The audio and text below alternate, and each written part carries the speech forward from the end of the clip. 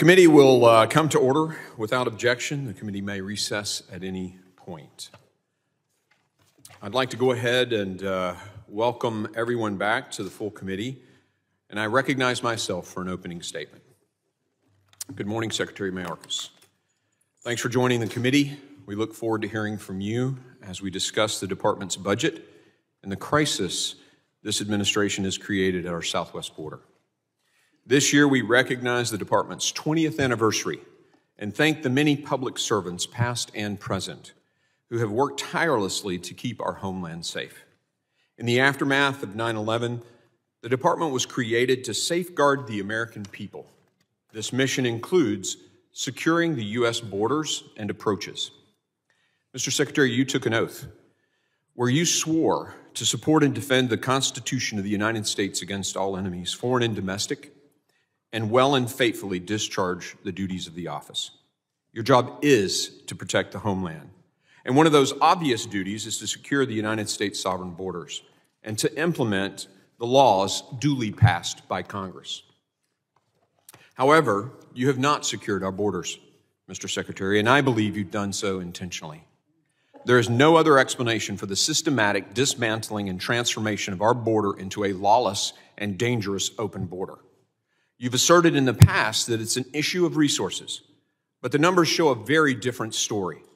In just the 2 years of your tenure, more people have crossed our southern border into the United States than the previous 12 years of 2 administrations combined. Did the budget suddenly decrease and result in this massive surge? No. Did the number of Border Patrol agents suddenly get cut in January of 2021? No. What got cut were 89 effective policies. As Chief Ortiz told us in our hearing in McAllen, Texas, we don't have a resource crisis, we have a policy crisis. We will fulfill our obligation to the American people and our oath to the Constitution. Secretary Mayorkas, need I remind you that Congress makes the laws and the executive branch is obligated to follow those laws? Apparently, the answer to that question is yes, because since you've become secretary, you've disregarded the laws written by this branch of government, laws passed by both Republicans and Democrats. Behind me, you can see a list of the ways you've made our border and our country less secure. You intentionally ended all construction of and contracts to build the border wall system. You attempted to terminate the migrant protection protocols, remain in Mexico policy, and when these efforts failed you, refused to fully enforce the policy. You illegally and without congressional approval created mass parole programs for countries like Cuba, Haiti, Nicaragua, and Venezuela, and expanded the use of the CBP-1 app to facilitate these programs. This is ultimately playing a shell game, Mr. Secretary, wherein those who would otherwise come illegally with no justification for entry now get to enter under the pretense of legality. You lowered the credible fear standards, so even illegal border crossers who've broken the laws of the United States can claim asylum despite knowing that 9 out of 10 claims will be found illegitimate.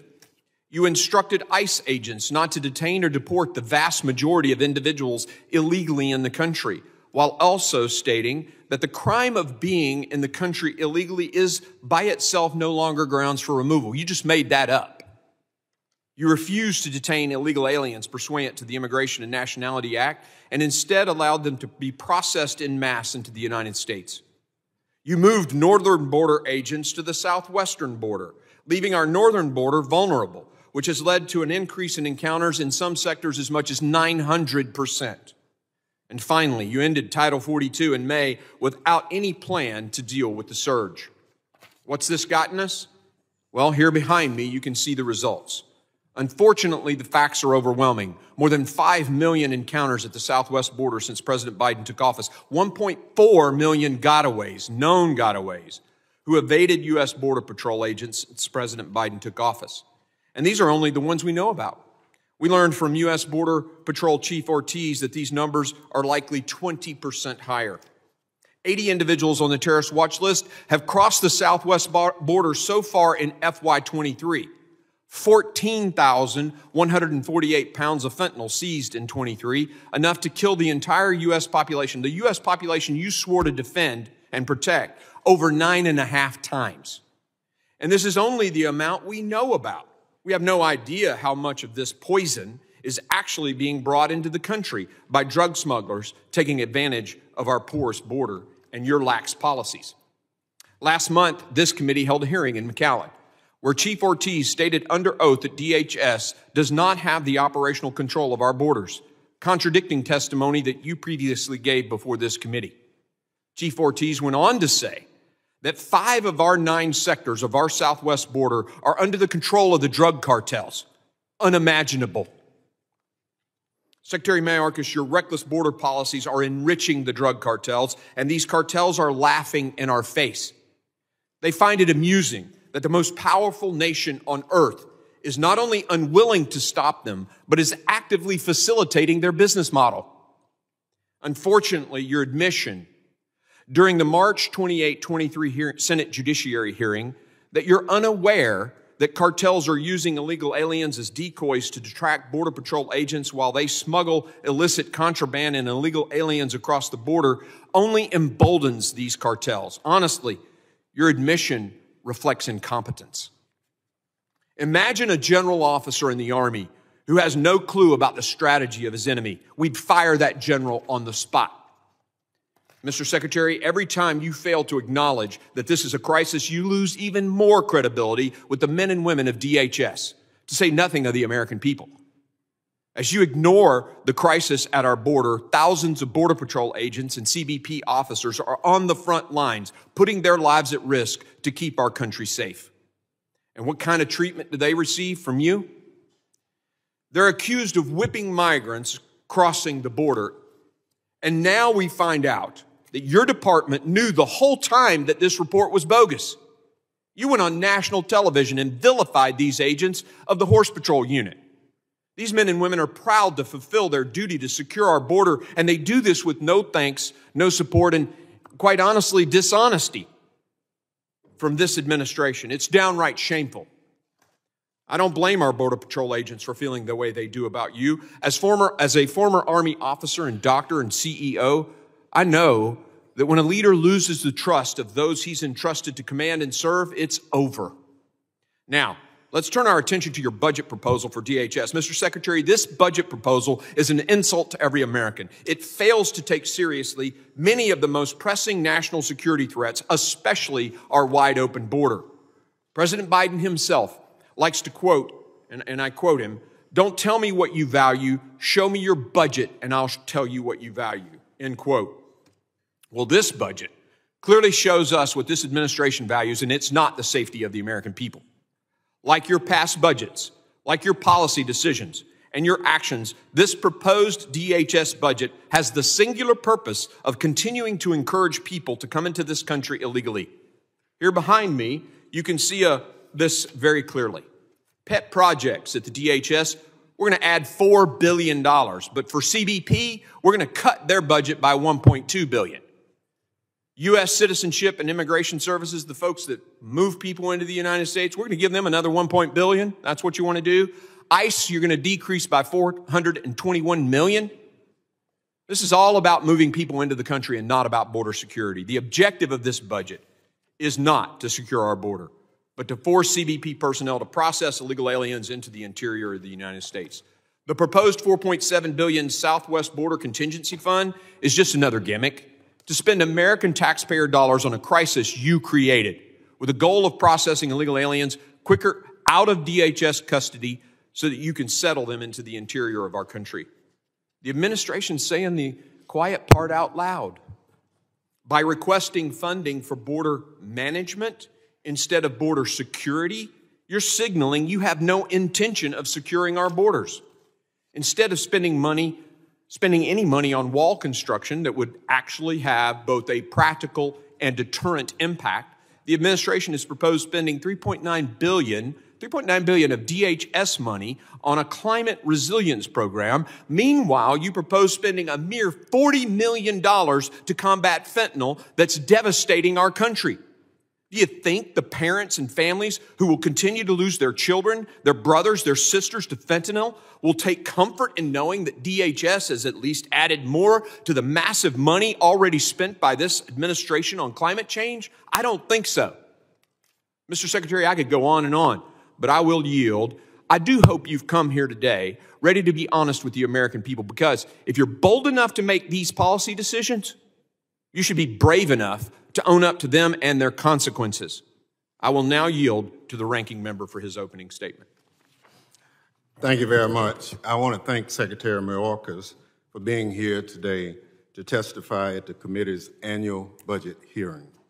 The President's fiscal year 2024 budget requests $103.2 billion for the Department of Homeland Security to carry out its mission of safeguarding the homeland and the American people while preserving our values. The request reflects the needs of the department given the current threat landscape with mounting challenges at our borders, increased fentanyl trafficking, primarily by U.S. citizens at ports of entry, persistent cyber threats, growing domestic terrorism, and more frequent and severe natural disasters.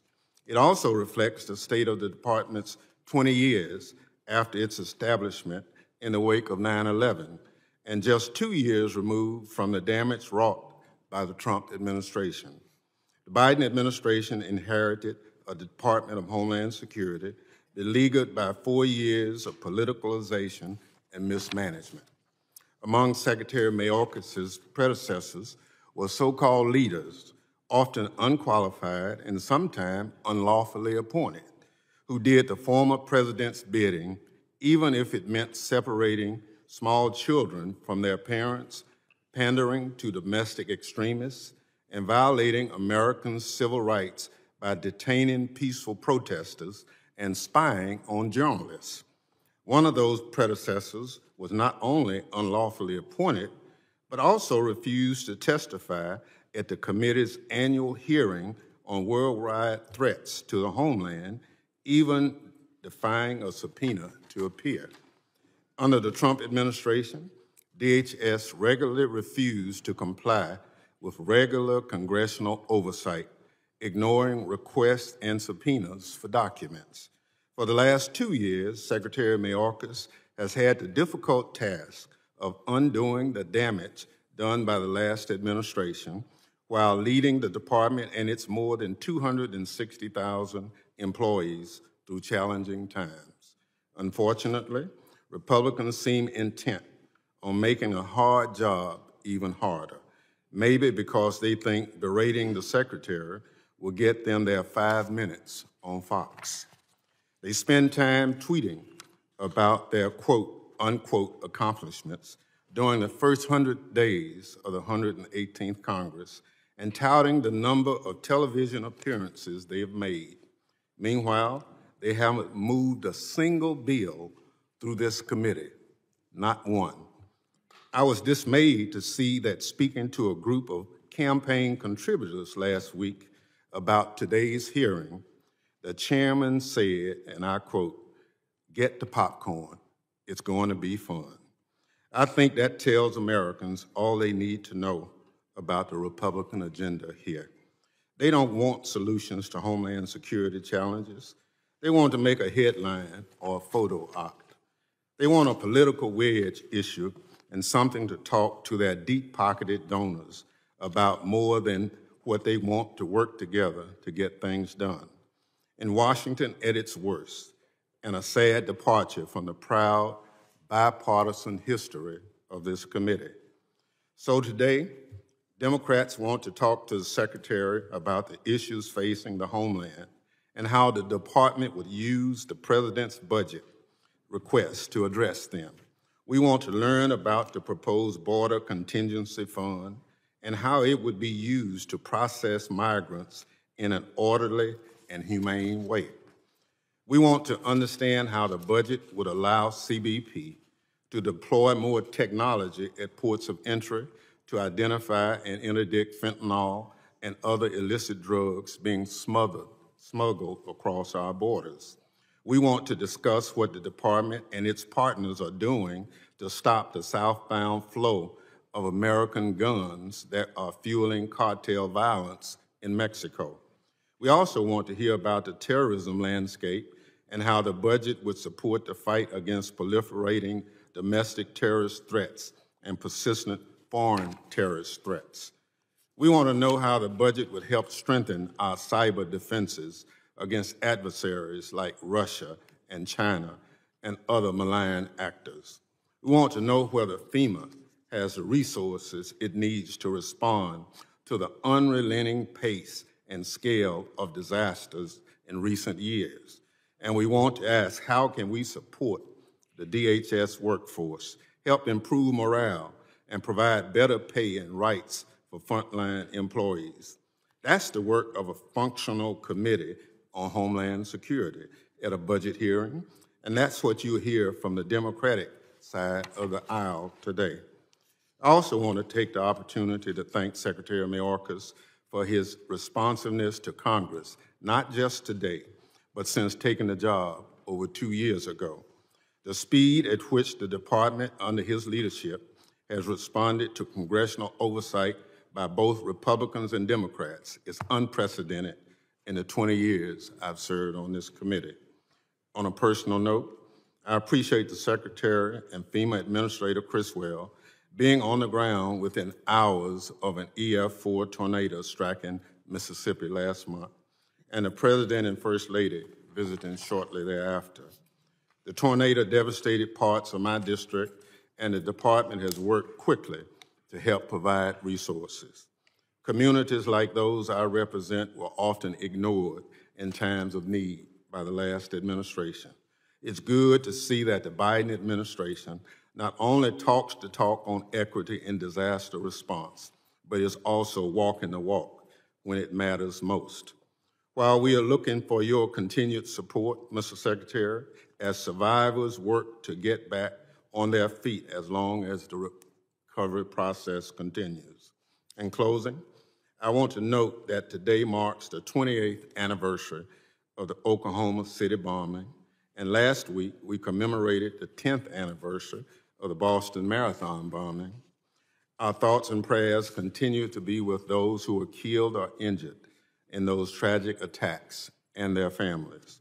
We are grateful to the men and women of the Department of Homeland Security who work every day to help prevent future attacks and keep Americans safe. I look forward to today's discussion, and I yield back. The gentleman yields back.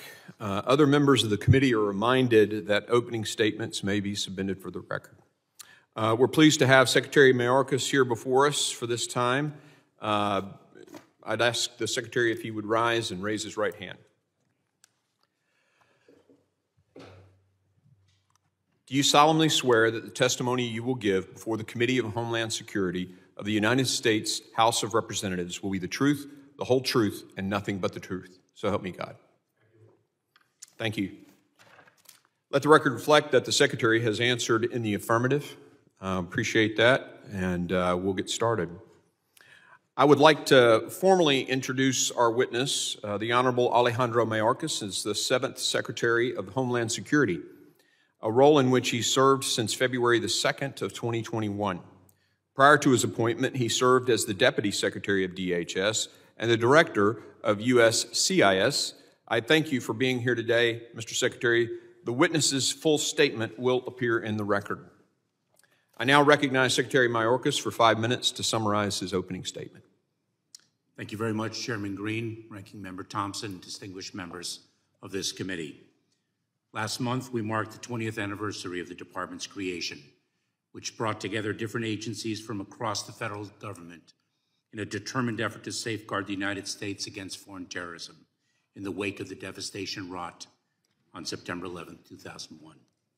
Over the past 20 years, the challenges facing the homeland have grown increasingly dynamic and complex. The department's 260,000 public servants meet these challenges with unflinching dedication to mission. With acts of targeted violence occurring more and more frequently, we are sharing with local communities the best practice models of detection and intervention when an individual is exhibiting signs of moving towards violence. We are on the ground assisting communities impacted by increasingly severe and frequent extreme weather events. We are attacking cartels and smugglers through new campaigns and enforcement surges, efforts that have resulted in the arrest of more than 9,100 smugglers, the disruption of over 9,000 human smuggling operations, and record seizures of fentanyl at our ports of entry. We are rescuing victims of human trafficking and child exploitation and bringing perpetrators of these heinous crimes to justice. We made 3,655 human trafficking arrests last fiscal year alone. We are defending networks in our hospitals, schools, and electric grids from wide-ranging cyber attacks. We are on patrol in the Arctic and in the Western Pacific to protect our interests. This is just a snapshot of the work our extraordinary personnel do every day to keep the homeland safe. The evolving set of challenges we face requires a modernized budget, and the President's fiscal year 2024 budget for DHS provides the department with the resources it needs to prevent, prepare for, and respond to the threats of today and tomorrow. The displacement of people across the region is greater than at any time since World War II. I have visited the southwest border approximately 16 times as Secretary to meet with our personnel and to see firsthand the challenges they face and the tools they need to do their jobs.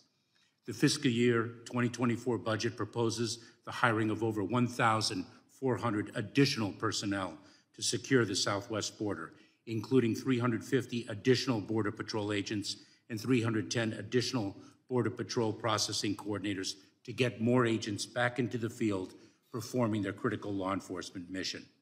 The budget proposes $535 million in new funds for border technology, $305 million of which is to deploy new technologies and capabilities in our fight against the trafficking of fentanyl through our ports of entry.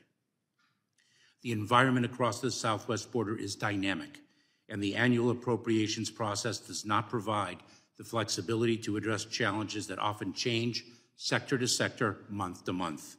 We propose that Congress create a fund that can be spent for specific purposes when certain migrant encounter thresholds are met. This would equip our personnel with the tools they need to meet migration searches if and as they occur, like transportation resources, soft-sided facilities for processing, and grants to support state and local community reception. The budget will also enable the department to process the increasing number of asylum cases, address the backlog of applications for immigration benefits, support the Citizenship and Integration Grant Program, and improve refugee processing to meet the goal of admitting up to 125,000 refugees. Our critical infrastructure is increasingly the target of cyber attacks launched by transnational criminal organizations and hostile nation states, including the People's Republic of China, Russia, Iran, and North Korea. This budget invests in personnel, infrastructure, and enhanced tools and services to increase our cybersecurity preparedness and resilience. We look forward to working with the committee this year to codify our Cyber Safety Review Board in law to ensure that it has the authorities necessary to be effective. We must also continue to build a culture of preparedness so that communities that face increasing extreme weather events are ready and resilient. This budget provides $20.1 billion for FEMA to assist individuals and state, local, tribal, and territorial partners impacted by major disasters and funds efforts to build climate resilience. The United States Coast Guard provides critical capabilities to defend our national interests in the Western Hemisphere, the Arctic, and the Indo-Pacific. This budget makes strategic investments in the Coast Guard's fleet of offshore patrol cutters and polar security cutters that will advance our security and economic prosperity. Finally, the men and women of DHS who serve our nation are our most important and vital resource. We cannot expect to recruit and retain a world-class, diverse workforce if they are not compensated fairly. We are asking for $1.4 billion to honor the promise of pay fairness for our TSA workforce. This budget will enable the department to respond to the threats of today and prepare for the threats of tomorrow. Thank you very much. Thank you, Mr. Secretary. Members will be recognized by order of seniority for their 5 minutes of questioning. The Secretary has a hard stop, I believe, at 1:30, and so we'll only probably have time today for one single round. I now recognize myself for 5 minutes of questioning. I want to show a video, but first need to set the stage. Earlier in the year, we had a hearing at the border with Border Patrol Chief Ortiz, and I asked him if by the definition written into the law, we have operational control of our southwest border. He said resoundingly, we do not. Following that, Mr. Secretary, you were questioned before the Senate about operational control. This was March the 28th, just a few days ago. Let's watch your testimony. With respect to the definition of operational control, I do not use the definition that appears in the Secure Fence Act. And the Secure Fence Act provides statutorily that operational control is defined as preventing all unlawful entries into the United States. By that definition, no administration has ever had operational control. So here you admit that according to the definition that's in the code, no secretary has ever had operational control. So you know that that definition written into the law has not been achieved. Now, let's go back a few months to the testimony you gave here in the House. This is before Chief Ortiz admitted and told the truth that there was no security at the southwest border. Next clip.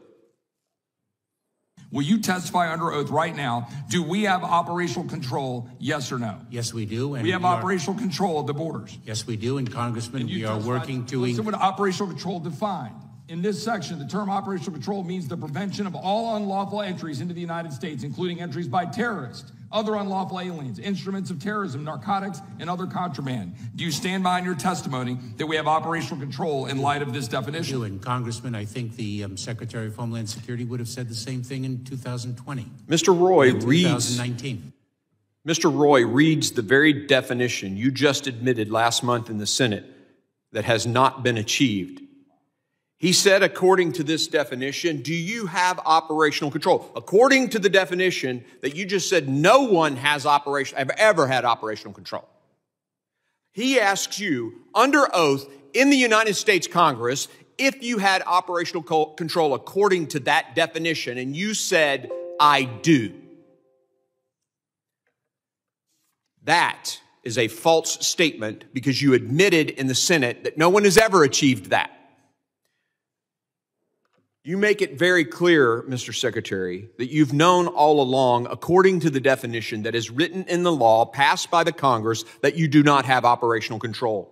And yet, in testimony to this House, under oath, the definition was read to you. You've asked, according to that definition, whether control exists, and you say yes. That sounds like a lie under oath. Now, I want to change the subject just a bit. I want to set the stage for another clip. Senator Cornyn, just last month, is asking you about the cartel strategy. And he describes what Border Patrol officers and leaders have come before this committee, Congress, told us on trips to the border, is the strategy of the drug cartels. They've been telling us this for 18 months. The cartels are overwhelming the crossing sites, tying up the Border Patrol. And then they're slipping the drugs and the human trafficking and the nefarious folks they want to get in the U.S. around the CBP when they're tied up. It's a distraction. In the military, we'd call it a neutralizing attack. He even says that Merrick Garland, the Attorney General of this administration, came before their committee and said, yes, this is the cartel strategy. Let's see clip number 3. Are you familiar with that strategy? Do you agree with the Attorney General? I am not aware of that as a strategy. So the cartel's main strategy is something you're not even aware of. I guess there's no communications between you and the Attorney General? Inside this administration, you guys don't talk to one another? That's insane, Mr. Secretary. You just admitted you have no clue about the central strategy of the cartels you've created by your open border.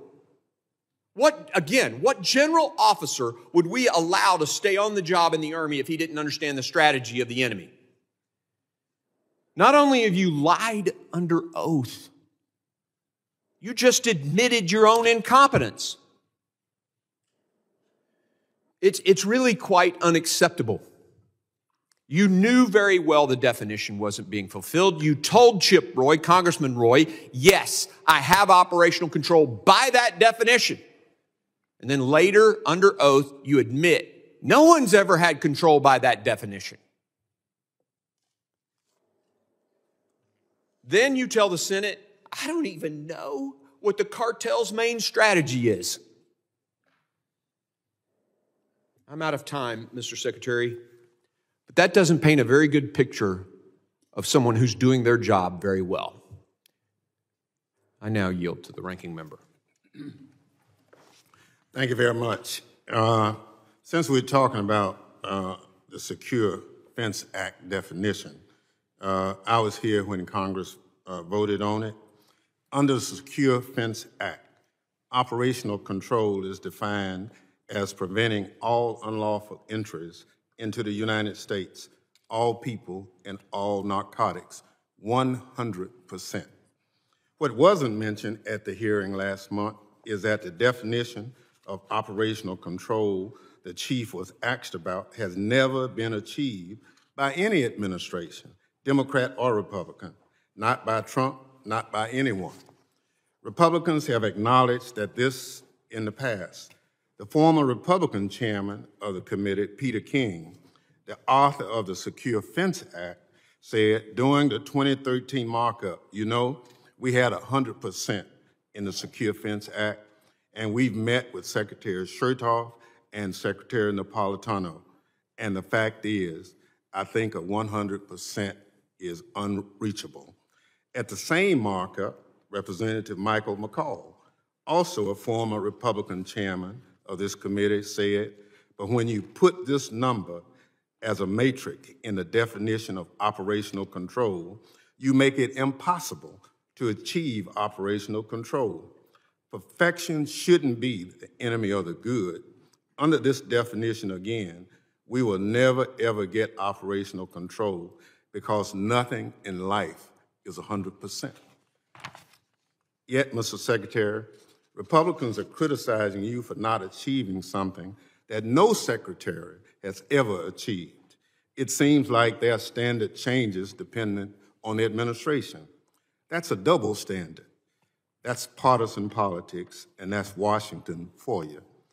When I met recently with Chief Ortiz, he said that no secretary has been more supportive of the Border Patrol than you, and that you and he are in close, regular contact.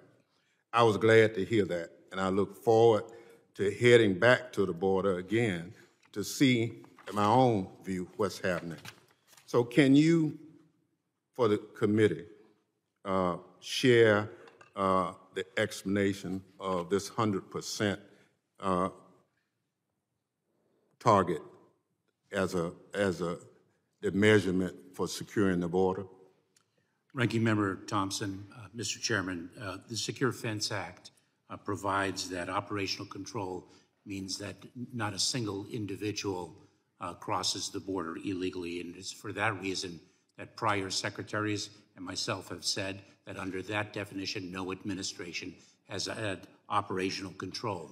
That is why if Congressman Roy had actually allowed me to answer the question fully and not cut me off at every time, I would have continued to say, as I did in response to Senator Langford, as I have testified under oath multiple times, that I use a lens of reasonableness in defining operational control. Are we maximizing the resources that we have to deliver the most effective results? And under that definition, we are doing so very much to gain operational control. So that is my response with respect to the Secure Fence Act of, I believe it is 2007, a response that when given the opportunity to provide to Congress under oath, I actually have delivered multiple times. So this budget that you're before this committee today, does that budget move you toward that goal? We believe it does, Ranking Member Thompson, and I should say, this year, for the first time since 2011, we have been budgeted to receive an increase in the number of Border Patrol agents.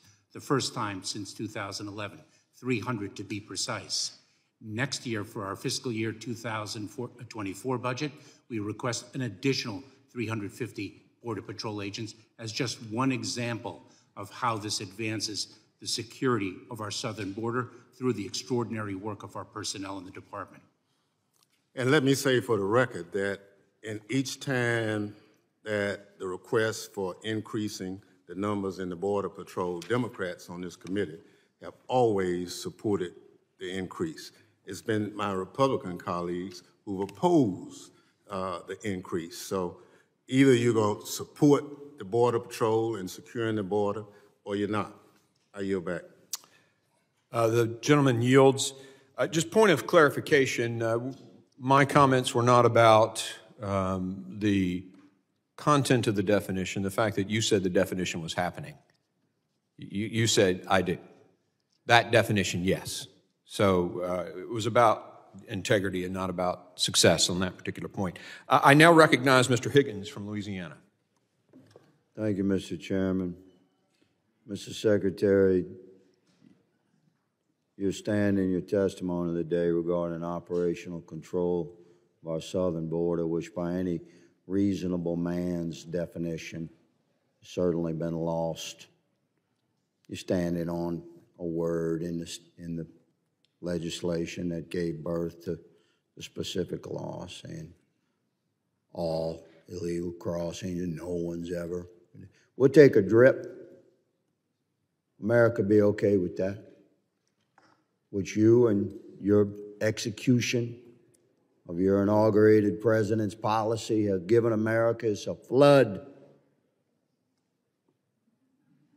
We've identified over 11 laws that you violated. Some of the most egregious, the Secure Fence Act, 2006, concerning operational control. Immigration Nationalization Act 236, Section C, 8, U.S. Code 1226, concerning detention. INA 241, Section A, 2, U.S. Code 8, 1231, concerning detention.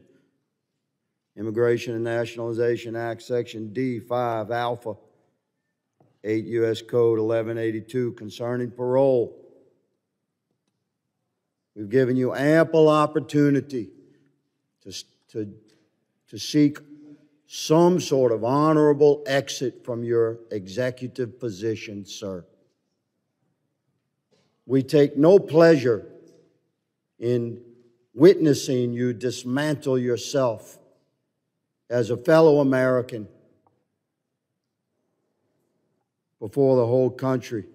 Your legacy, millions of illegals enter our country, millions under your watch, loss of operational control of our border, aligning DHS policy as an asset to Mexican cartel drug and human trafficking, the disintegration of our national sovereignty, destruction of countless thousands of Texas family lives, overwhelming crime waves sweeping across our country, over 1 million criminal runners you call gotaways flooding into America, many carrying backpacks loaded with deadly fentanyl and meth, or herding teenage girls into prostitution, sex slave networks across America. 225,000 Americans dead from Mexican cartel drug overdose since you took office 2 years ago. You and your inaugurated president, but mostly you, sir, because you have your whole mind about you. And you have a highly decorated background in border operations, so you're supposed to be the expert. You, sir, are the Secretary of Homeland Security who has failed in your sworn oath to protect our nation from invasion. You had an obligation to execute the president's policies or advise the president if his policies were bringing injury to America. Ultimately, your oath requires you to secure our nation's sovereign border with Mexico and do anything necessary to stop the Mexican cartels from trafficking endless wave upon human wave of illegals into America, along with miserable death, unspeakable grief, graveyards filled from sea to shining sea with the bodies of American sons and daughters dead from fentanyl. You've brought generational trauma upon our country. I believe history will witness your era of service as a transitional time in our country. Well, what was America like before Secretary Mayorkas, and what was America like after him? It's stunning that you could sit there and smugly grin as if you've not miserably failed your country. We could give you money to hire 1,000 new border agents. Nobody wants to work for you. They're coming forth. We can't keep up with the whistleblowers that are coming to testify against your command. We could give you money to deploy all sorts of new technology. I have evidence in my file that you've given command to not deploy technology that you currently have because it interfered with the cartel's business model. We're done with your lies to America. It's shameful what you brought upon our country. Mr. Chairman, I have no interest in asking this Secretary any questions. Mr. He obfuscates and lies. Mr. Chairman. I yield. Mr. Chairman. The gentleman yields. The chair recognizes Ms. Jackson-Lee.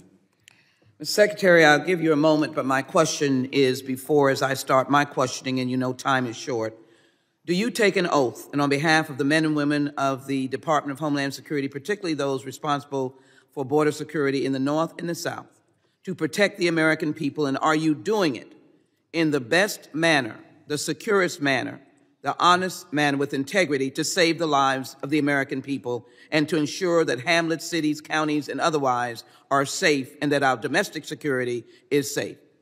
Yes, I am, Congresswoman. And did you want to have a sentence responding to the gentleman? No, I've chosen not to. Thank you. And so under oath, your answer is yes. And that is on behalf of yourself and those men and women that are now serving as we speak at the border, both North and South. Yes, it is. My Republican colleagues have been painting quite the picture today, and to hear them tell it, you inherited a secure, orderly situation at the border. I, for one, have been to the border many times in the midst of mass confusion, and everything would be fine. That, of course, was not under your tenure. If only you had kept things just as they were, nothing could be further from the truth. Now, I know that many members of Congress only pay attention to the latest news cycle and whether the clip of their 5 minutes at this hearing will go viral. But some of us remember the previous administration and its disastrous border policies. As a 20-year member of this committee, I truly believe that comprehensive immigration reform and border security must not be partisan, it must be nonpartisan. And in actuality, that is not what we're facing today. We're here for your budget presentation, the dollars you need to continue to safeguard our cities, counties, and states. So I'd like to direct your attention to a couple of images. One that you will see shortly deals with the DHS office, was taken by the DHS office of the Inspector General at a Border Patrol station in McAllen, Texas in June 2019. Reports on the overcrowded conditions at this and other facilities found that migrants, including many children, had not been able to shower in weeks, were not fed adequate food, were getting sick from flu outbreaks. Women and children were forced to drink from toilets when they had access to running water at all. Hundreds of children were detained for more than 72 hours in violation of the law. And that was when our Border Patrol agents and others were overwhelmed. I was present during those times in the past administration. And tragically, many migrants died while being held in these kinds of conditions, including at least 5 children. I guess this is what Republicans' idea of operational control. Mr. Secretary, would you please remind me who was president in 2019 when this photo was taken? Congresswoman, that was President Trump. That's right. Now, at least in this picture, children seem to be with their families. Let's move on to the next image.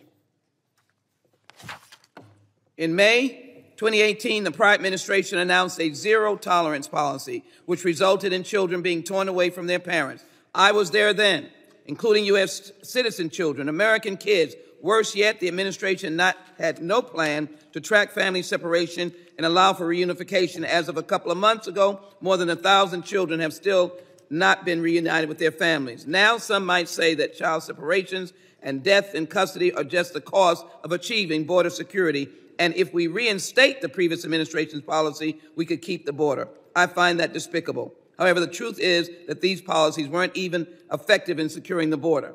In fact, Border Patrol recorded 41% more illegal entries in the fiscal year 2019 under the then president during the last year, during the last year of the Obama administration. Again, Mr. Secretary, just in case people don't remember, the president was at the time of this picture that speaks to a child during that time frame.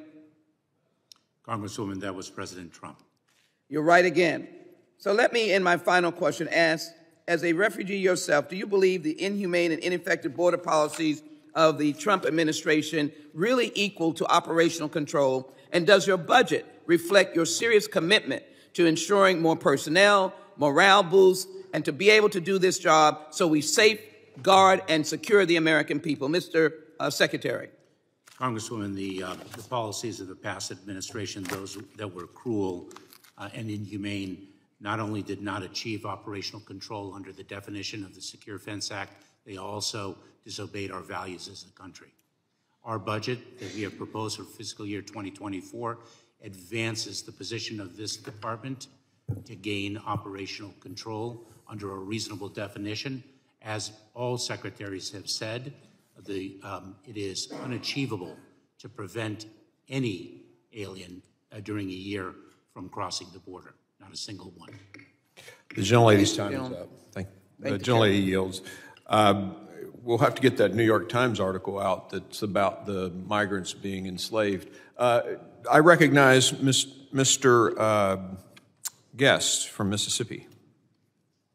Thank you, Mr. Chairman. Mr. Secretary, we know that earlier this week, DHS released its national encounters by month. March, the sixth highest month on record ever, with a total of 257,910 immigrants that were encountered just last month alone. We know that fiscal year 2021, that we set a record for encounters of over 1.9 million. Fiscal year 22, we shattered that record with more than 2.7 million encounters, and currently we're on pace in fiscal year 2023 to break that record once again. March marks the 12th straight month that we've had more than 200,000 encounters, and the 24 straight months that we've had more than 185,000 encounters. We see what is going on the border just within the last 2 weeks. We see that information there behind me. Chief Ortiz put information out on April the 7th. He called it his week in review, which he does every week. For the week of April the 7th, 4 agents assaulted, 34,000 apprehensions, 10,800 gotaways, $80,000 seized, 580 pounds of marijuana, 202 pounds of fentanyl, 15 pounds of meth, 12 pounds of heroin, 2 pounds of cocaine, 10 firearms, 14 sex offenders, 9 gang members, and 4 individuals arrested with outstanding warrants. All that in the week of the 7th of April. The week of April the 14th, the Chief's Week in Review, and another 11 agents assaulted, 34,600 apprehensions, 10,100 gotaways, 1.24 million seized, 146 pounds of methamphetamine, 106 pounds of fentanyl, 39 pounds of ecstasy, 14 pounds of cocaine, 29 firearms, 11 sex offenders, 7 warrants, and 4 gang members. Just last month at a field hearing down in McAllen, Chief Ortiz was asked about the border being secure. He gave an answer that I thought was very truthful, very forthcoming, when he said that he could not testify before this committee that the border was secure. He actually testified that 5 of the 9 sectors along the southwest border were not secure. And so my question to you, Secretary Mayorkas, is it your testimony that all 9 of the southwest sectors from the Rio Grande Valley to San Diego that under whatever definition you use, that you believe that all 9 sectors are secure? Congressman, you and I have spoken about this issue before, both under oath and in your office. I do not understate the challenge that the border presents. And I'm not trying to cut you off. I'm very limited on my time. It's yes or no. Do you believe that all 9 sectors are secure? And I'll be happy to have a conversation with you outside of this hearing, but my time is very limited. Congressman, as I have said before, we are devoting all of the resources available to securing the border. So currently, yes or no? As we sit here today, based on these figures here, based upon all the figures we've had for the last 2 years, are all 9 sectors of the southwest border secure? Congressman, it is my testimony that sectors at different times, month to month, experience different levels of challenges. And I understand that, Mr. Secretary, and I'm not trying to cut you off. I'm asking you that today, as we sit here today, are all 9 sectors of the southwest border secure? And I'm just asking for a yes or no answer. Congressman, I know you are asking for a yes or no answer, and the fact of the matter is that the challenges at the border are very complex and dynamic. All right, well, I'm going to take from that if you can't answer yes, then the answer is no. That is not true. All right, so then you're saying all 9 are secure. It is my testimony that the border is secure, and we are working every day, day and night, to increase its security. The challenges that we are experiencing at the border cannot be overstated. All right, let me ask you another question, Secretary Mayorkas. Last year, fiscal year 2022, how many non-citizens were removed from the country by ICE? Congressman, I have that. It's 72,177. That's what was in the annual ICE report. In which fiscal year, Congressman? That would be last year. And the fiscal year 2022 that was released in the report put out by your agency on December the 30th.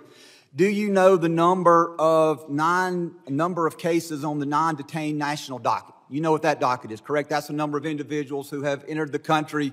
Do you know the number of cases that are on the non-detained national docket as of fiscal year 2022? So if I may, I believe your figure for 2022 is incorrect. I have a different figure for that. All right, well, what's in your report, and I'm going to say what's in the report that your agency put out, and here's the report on page 16. It says that the number of non-detained cases was 4.7 million, and that was at the close of fiscal year 2022. At a hearing I held that I was in just yesterday, the director of ICE, Mr. Johnson, testified that that number is now 5.3 million and is expected to grow to over 6 million cases by the end of this year. So 6 million cases of individuals who are in the country, 1.2 million who have orders of removal, and yet your agency only removed 70,000 last year.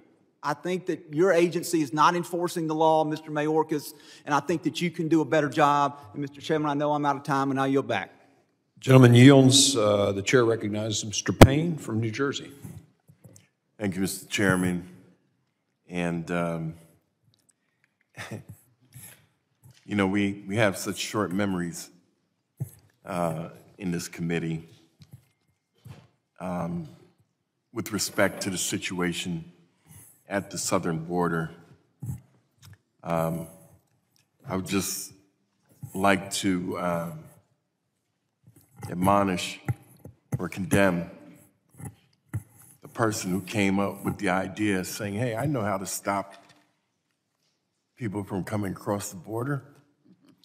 When they get here, we'll take their children from them and lock them in a fence and forget about them and walk away. Let your children find themselves in that position. Let you find yourself in that position.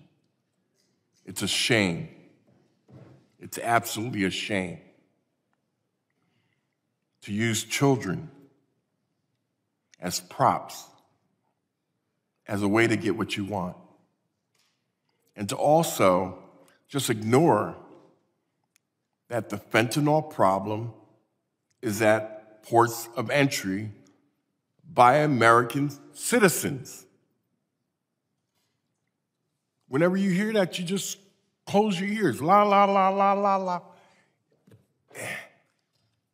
Obviously, there is some fentanyl coming across the southern border, but The fact of the matter is, most of the fentanyl coming into the United States is coming through ports of entry by American citizens.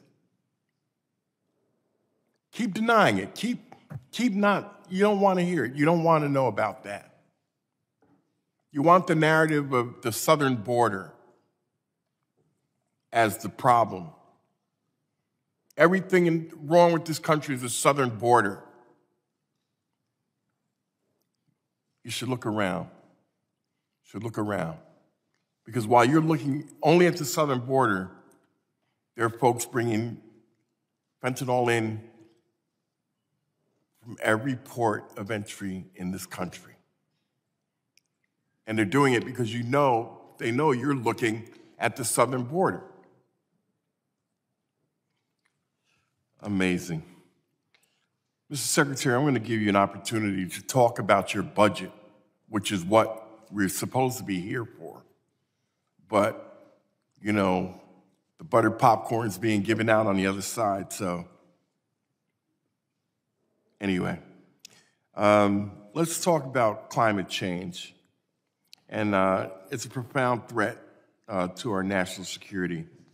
We're seeing this threat in many of the natural disasters that are occurring more frequently and with more intensity. But my colleagues on the other side don't believe that either.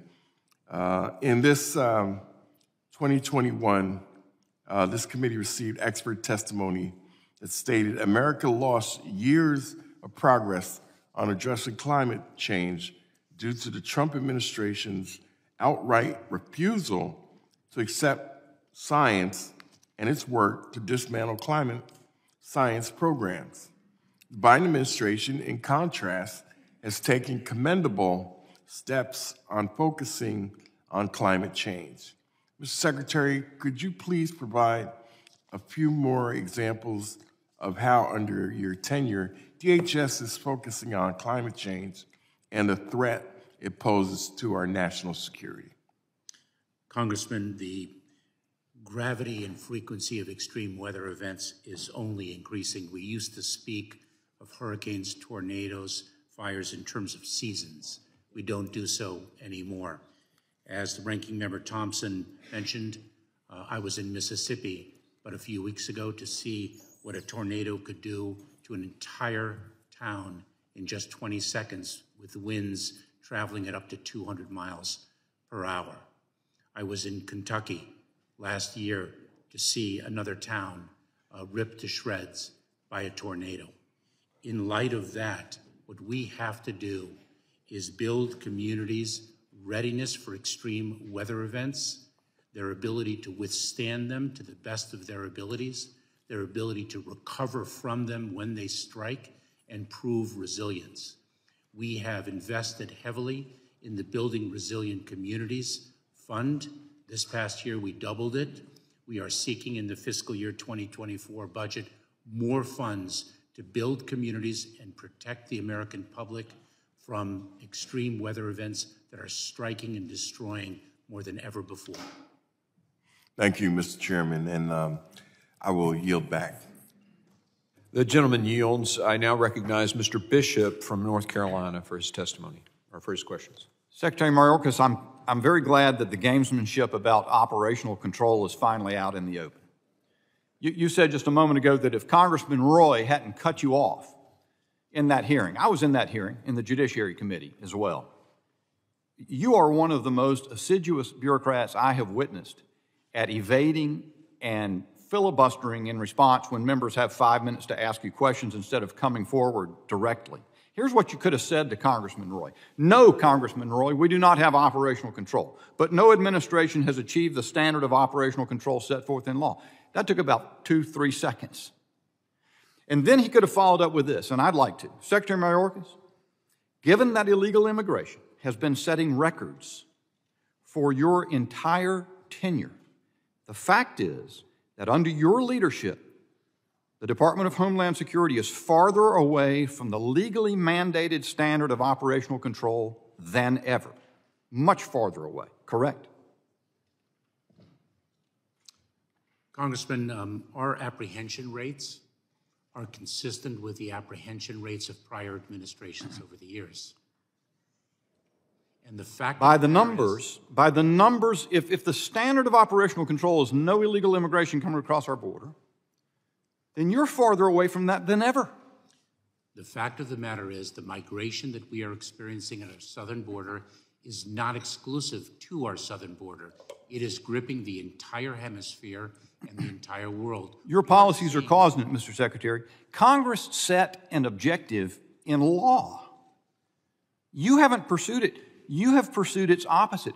Who are you? You just said a moment ago that by a reasonable definition of operational control, you've achieved it. Who are you to displace the legal definition of operational control by this Congress in favor of pursuing one of your own invention? I'm not displacing the definition. Well, you just said a reasonable one is a different one, right? What do you mean by that?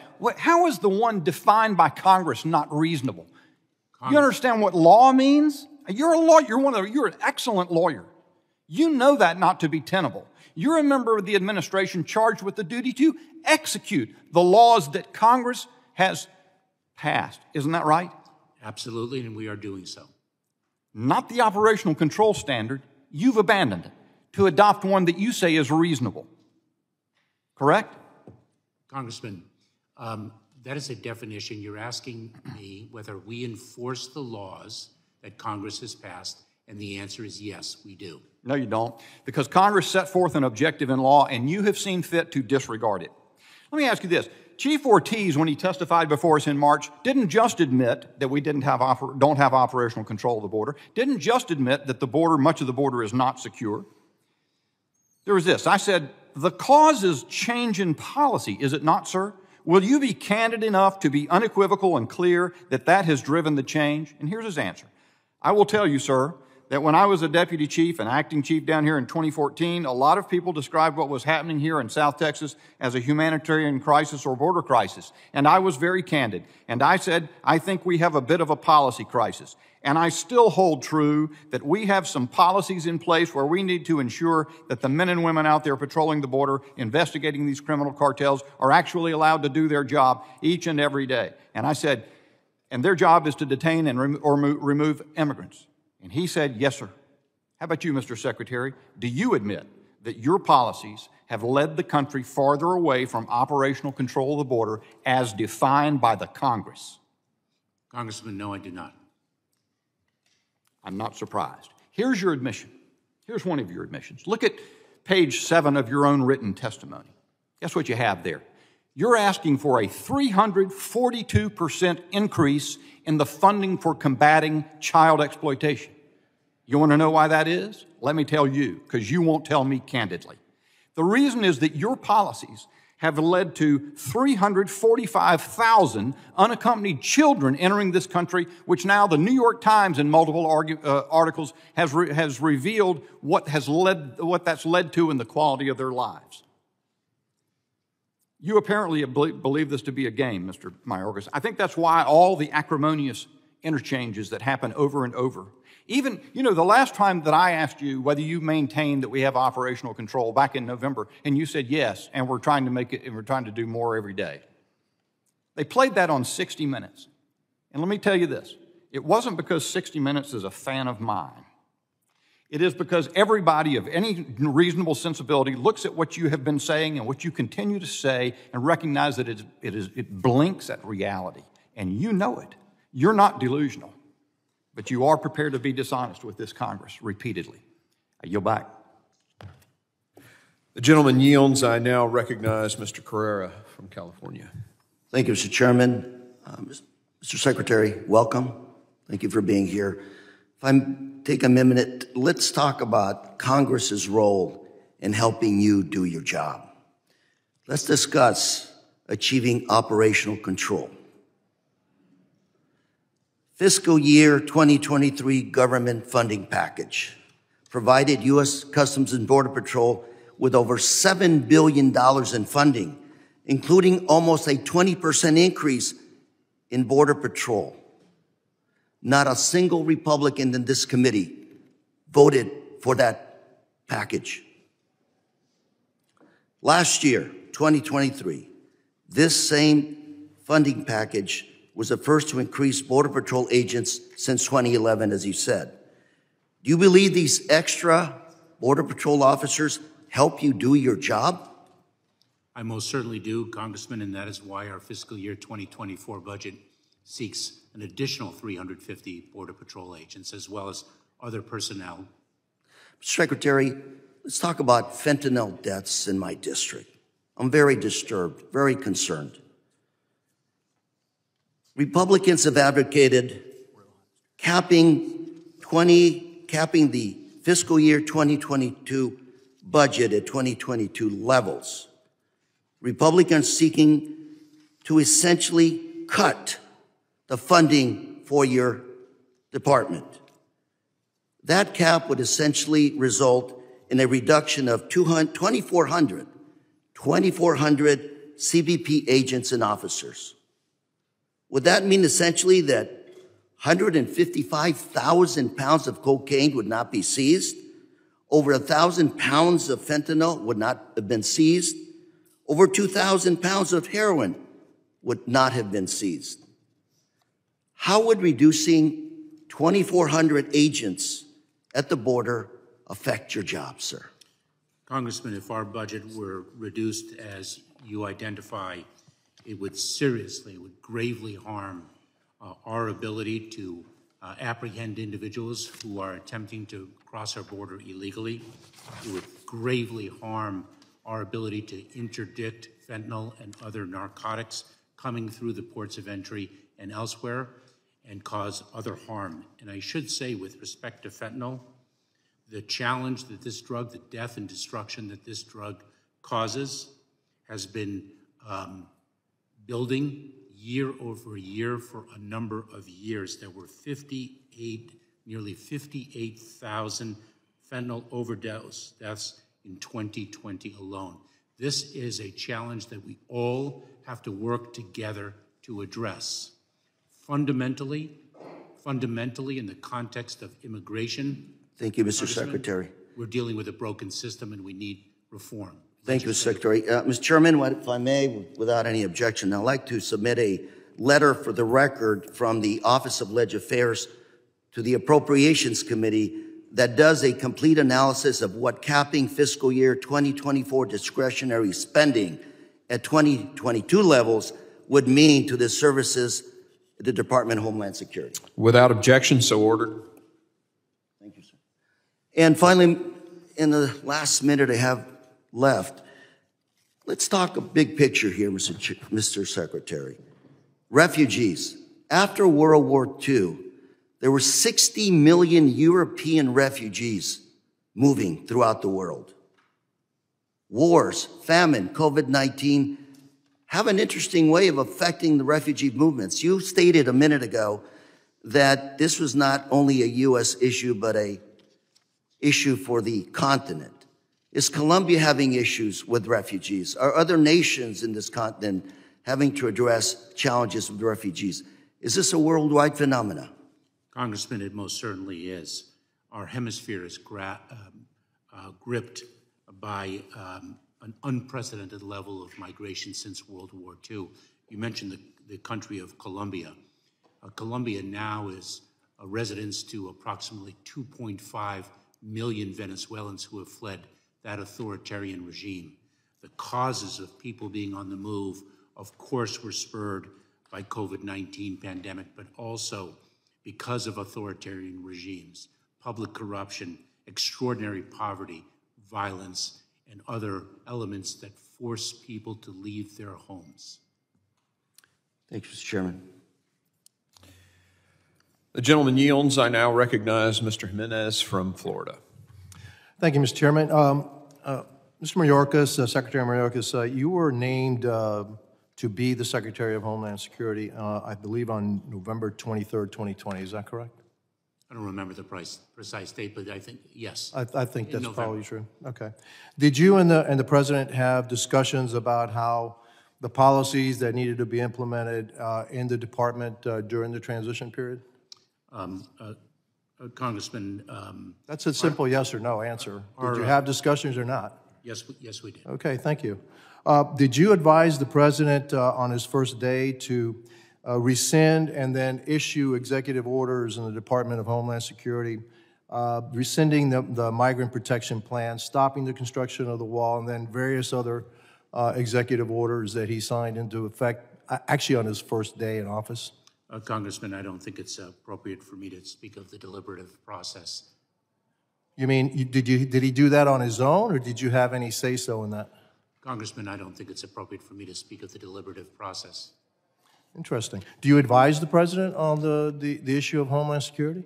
I certainly do in the course and scope of my service as secretary. All right.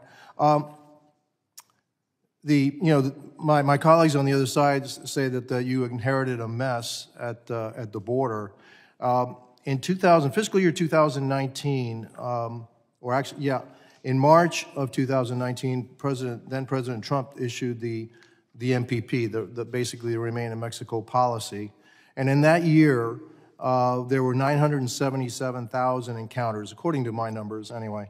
And you could see that after he issued that executive order, that it took a while for it to take effect, but then it started to take effect, and we have fewer and fewer encounters at the border, where in fiscal 19, you had 977,000 encounters. In fiscal year 20, you had about 458,000. That's a 50% drop in the number of encounters.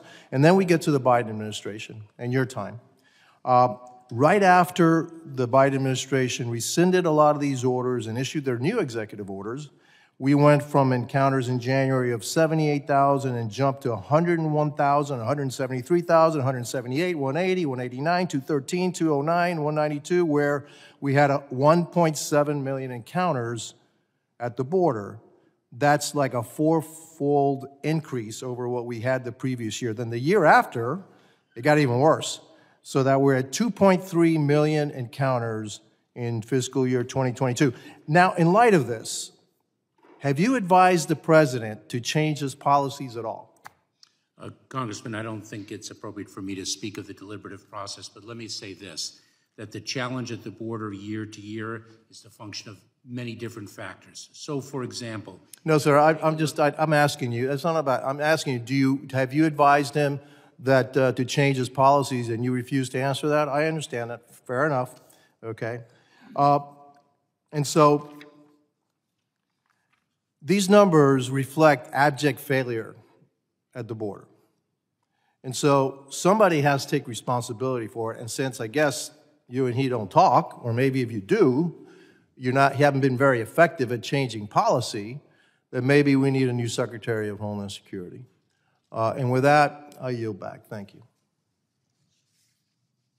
The gentleman yields. I now recognize Mr. Carter.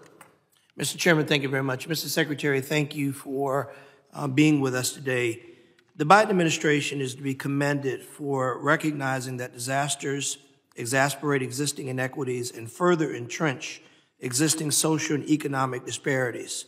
Under your leadership, in September 2021, several important actions were taken toward increasing equity in disasters. They include ending a policy that prevented many families, particularly rural families in the South, from getting help to rebuild their inherited homes after natural disasters. Secretary Mayorkas, can you explain the Biden administration's approach to supporting communities impacted by disasters? Is the border more secure under your leadership?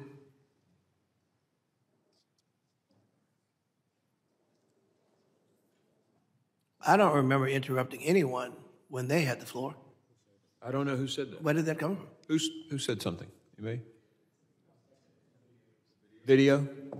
A technical issue on the video. So we'll give you an extra 20 seconds. Can you reset my so, time? Mr. Thank Carter. you, sir. Yep. Secretary Mayorkas, can you explain the Biden administration's approach to supporting communities impacted by disaster? How is FEMA ensuring that communities have more equitable outcomes, and how will you measure whether these efforts are effective?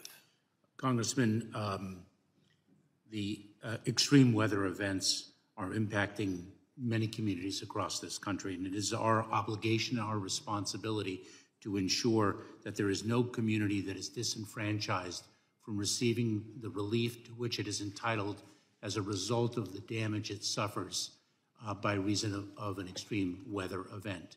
And so one of the policy changes that we made, recognizing that some poor rural communities do not necessarily have the documents that are traditionally evidence of home ownership, to reach them where they are and how they live.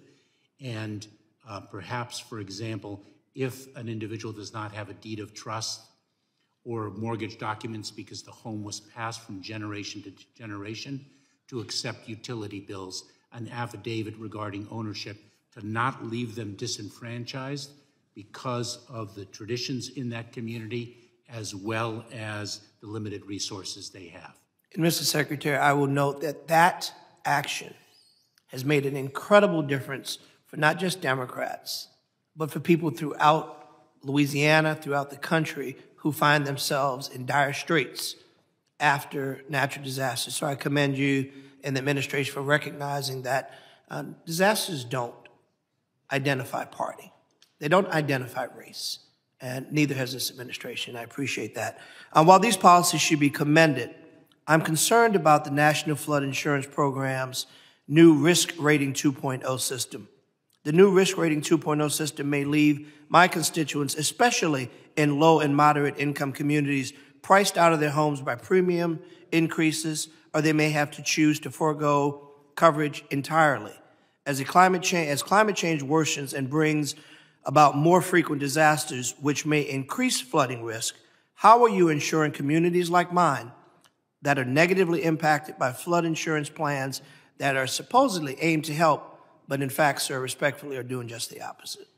Congressman, there are two efforts underway. Number one is, as you know, and as you and I have discussed in the past, we have significant grant programs that are intended to reach communities and help them rebuild, as well as to prevent harm from initially occurring. We are reviewing our grant programs to ensure that, again, they leave no community disenfranchised. We are reviewing and need to continue to review the Risk Rating 2.0, given the concerns that have been expressed with it, and I can assure you that we are doing so, and we will report out our results. Thank you.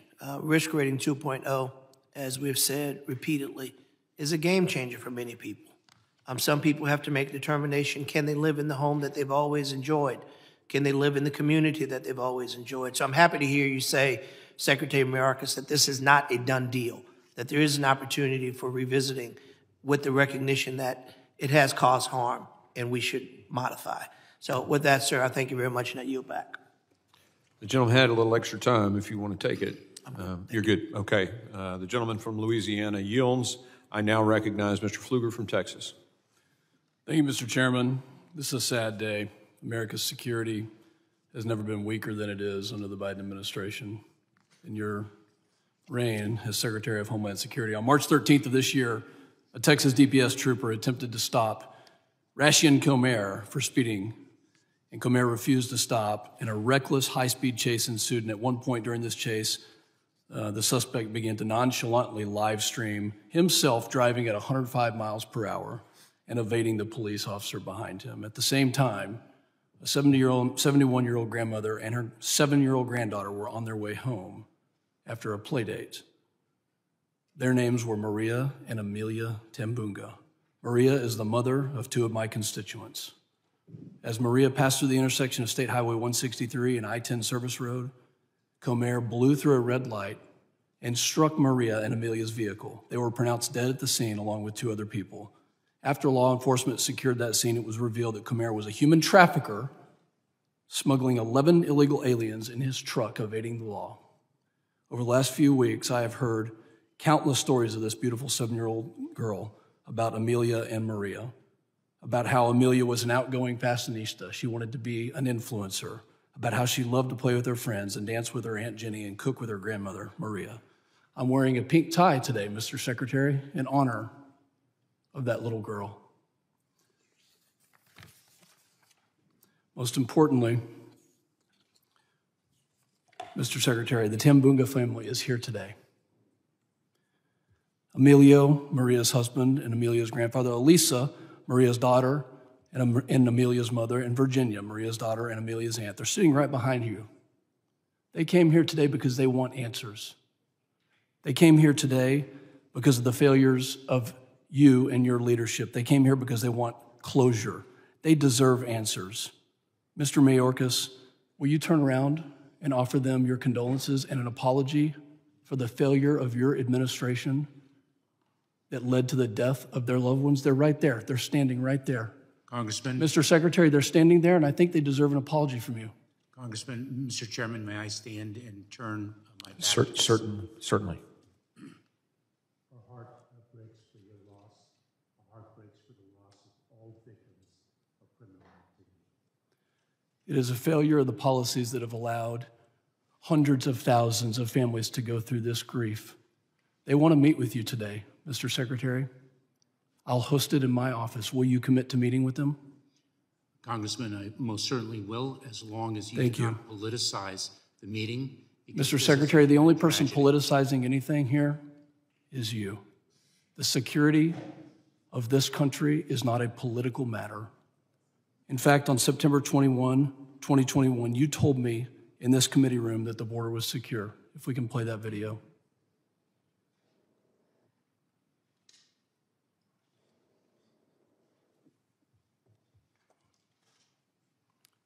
Mr. Chairman, I think we have a video that is going to play. My time is continuing. Yeah, go ahead. If you want to ask or talk about something else while they tee that up, see what's going on here with our, here we go. We'll give you a little extra time since that took some time.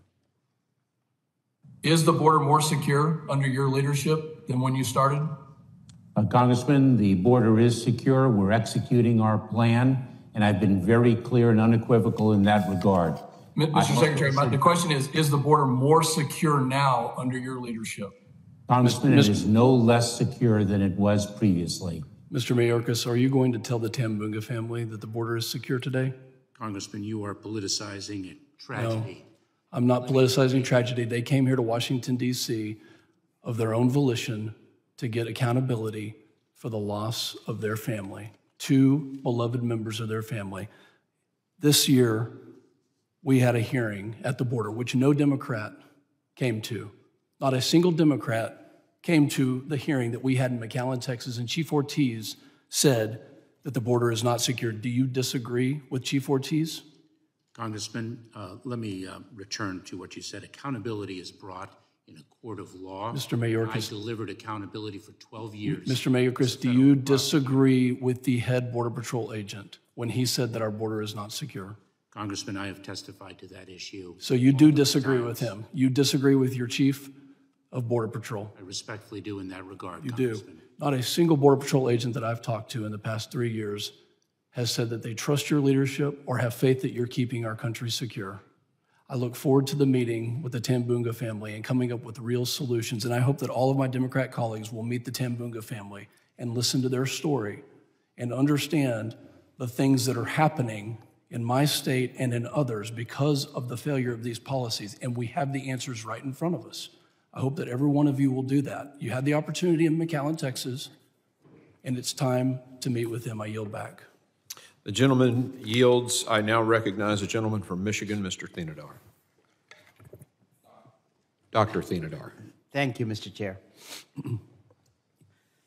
Secretary Mayorkas, my colleagues on the other side have spent a lot of time today talking about securing the border, almost to the exclusion of everything else. The fact is, our border security challenges are a symptom of the broader failure to overhaul our immigration system. We must expand legal pathways for immigration, including by raising the cap for H-1B visas. In addition, DHS has a broad range of missions beyond the border that are critical to securing the homeland that deserve our attention. For example, we must make sure the Transportation Security Administration is able to carry out its mission to secure all modes of transportation. For far too long, TSA employees have labored under unfair working conditions, while frontline officers receiving 30% less pay and inferior labor protection when compared to other federal employees doing similar work. Republican proposals to address these issues have fallen far short and have only come in response to more sufficient proposals from Ranking Member Thompson and other Democrats. Thankfully, last year, Democrats voted to fund expanded labor rights and pay raises for TSA workers, which will take effect this July. Mr. Secretary, of the $1.4 billion proposed for TSA pay equity, what percent will go to the TSA's operational and frontline field positions? Congressman, thank you. The $1.4 billion is sought for pay fairness. We have fought for this pay fairness for quite some time. I don't know the precise breakdown, but I would be very pleased to circle back with you and answer your question. Mr. Secretary, the data I have from TSA indicates that more than 98% of the funding will go to employees working in those positions. Additionally, administering two separate pay systems within one agency would carry its own costs. Refusing to fund the initiative because a tiny fraction of funding would go to headquarters employees would be nothing more than a sorry excuse. Mr. Secretary, would you please describe what impacts failing to fund the annualization of the pay initiatives and effectively cutting TSA workers' pay would have on employee morale and the agency's ability to carry out its mission? Congressman, the impact on morale would be quite negative, but it's not only an impact on morale. It would negatively impact our ability to recruit and retain talent at the very time that the United States' travel industry is once again prospering in a post-COVID-19 pandemic environment. Additionally, Republicans have proposed limiting 2024 funding to the 2022 levels. However, I understand you wrote a letter to appropriators on March 19th describing some of the impacts that would have, including wait times of more than 2 hours to receive security screening at many large airports. Mr. Secretary, what kind of security vulnerabilities does it create if airline passengers must wait in large crowds for more than 2 hours to receive security screenings? Congressman, your question goes to a fundamental point that we ensure that the public's travel is safe and secure. We also help promote economic prosperity through that lawful trade and travel. And this, not only would the security be impaired, but also the facility of travel as well as trade would be impaired if our budget is cut. That budget cut would impact negatively our department in so many different ways across so many different agencies and offices. Thank you, Mr. Secretary. The TSA workers must be paid a fair wage and ensure adequate staffing levels. Chairman, I yield back. The gentleman yields. The chair recognizes the gentleman from New York, Mr. Garbarino. Thank you, Chairman. Secretary, there's been a lot of focus on the southern border today, and as there should be. This is my third year on the committee, and I've been to the border several times and have really seen the travesty that's happening down there, and there really needs to be a focus on fixing it. And I hope we can somehow work together to get that way. But Homeland, the department oversees several other agencies, and I have some questions regarding CISA, the cybersecurity, because that's another border that we have to make sure is protected, and CISA is required to do that. So the fiscal year 2024 CISA budget requests relatively few additional full-time employees despite a persistent workforce shortage. In addition, 7 years after Congress gave Homeland DHS authority, it finally launched the cyber talent management system in November 2021, but public reporting indicates that hiring has been slow. painfully slow. Both factors are very concerning considering the nation's cyber workforce gap. Are CISA's current staffing levels sufficient to meet all of its current obligations? Congressman, I'm sorry, I didn't. Is CISA's current staffing levels sufficient to meet all of its existing obligations? CISA, the Cybersecurity and Infrastructure Security Agency, is doing phenomenal work across its many different responsibilities. We do have vacancies. One of the things that we are seeking to overcome, because we are very focused on recruitment, is the pay disparity between government service and the private sector. But we have indeed engaged in an intense, focused effort to recruit talent for the very reason, Congressman, that you identified. And I have spoken with Director Easley. She's coming in front of my subcommittee next week, and she has been trying to make an effort.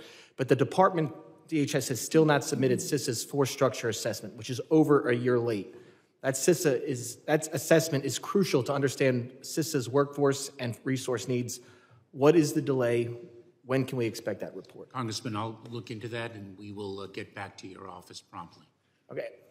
So what concerns me is that the delay in that report, plus the delay, I think there's over 8 reports that Congress is due from DHS and CISA, and I believe there were, I don't know where the holdup is. CISA said they're done. I think, and it might not even be with you, but there is a delay in them getting to Congress. Some of them are over a year late, and we're here talking about the budget and budget requests, and these reports are how we do our oversight. That's, we pass these, and we want to see what the information. We want to make sure the money's being spent properly. We want to make sure that plans are going, but we can't do that if these reports come to us late, and to have these budget requests keep coming for more money, for other money to go to other projects. We can't just keep sending money without getting these reports. So I don't know where the holdup is. There's at least 8 by my cord that are late, just from CISA and DHS. So if you could have your team figure out when we will see these reports, that would be great, because there are a lot of good reports that were passed on a bipartisan level that we really need to see what's going on. Congressman, let me assure you that we work mightily to be responsive to Congress and to be responsive to Congress in a prompt manner. One, I think the only recommendation of the 9/11 Commission that has not been adopted is a restructuring of the oversight of the Department of Homeland Security. I believe that there are more than 90 committees with jurisdiction over the department, so you can well imagine the number of reports that we are obligated to prepare.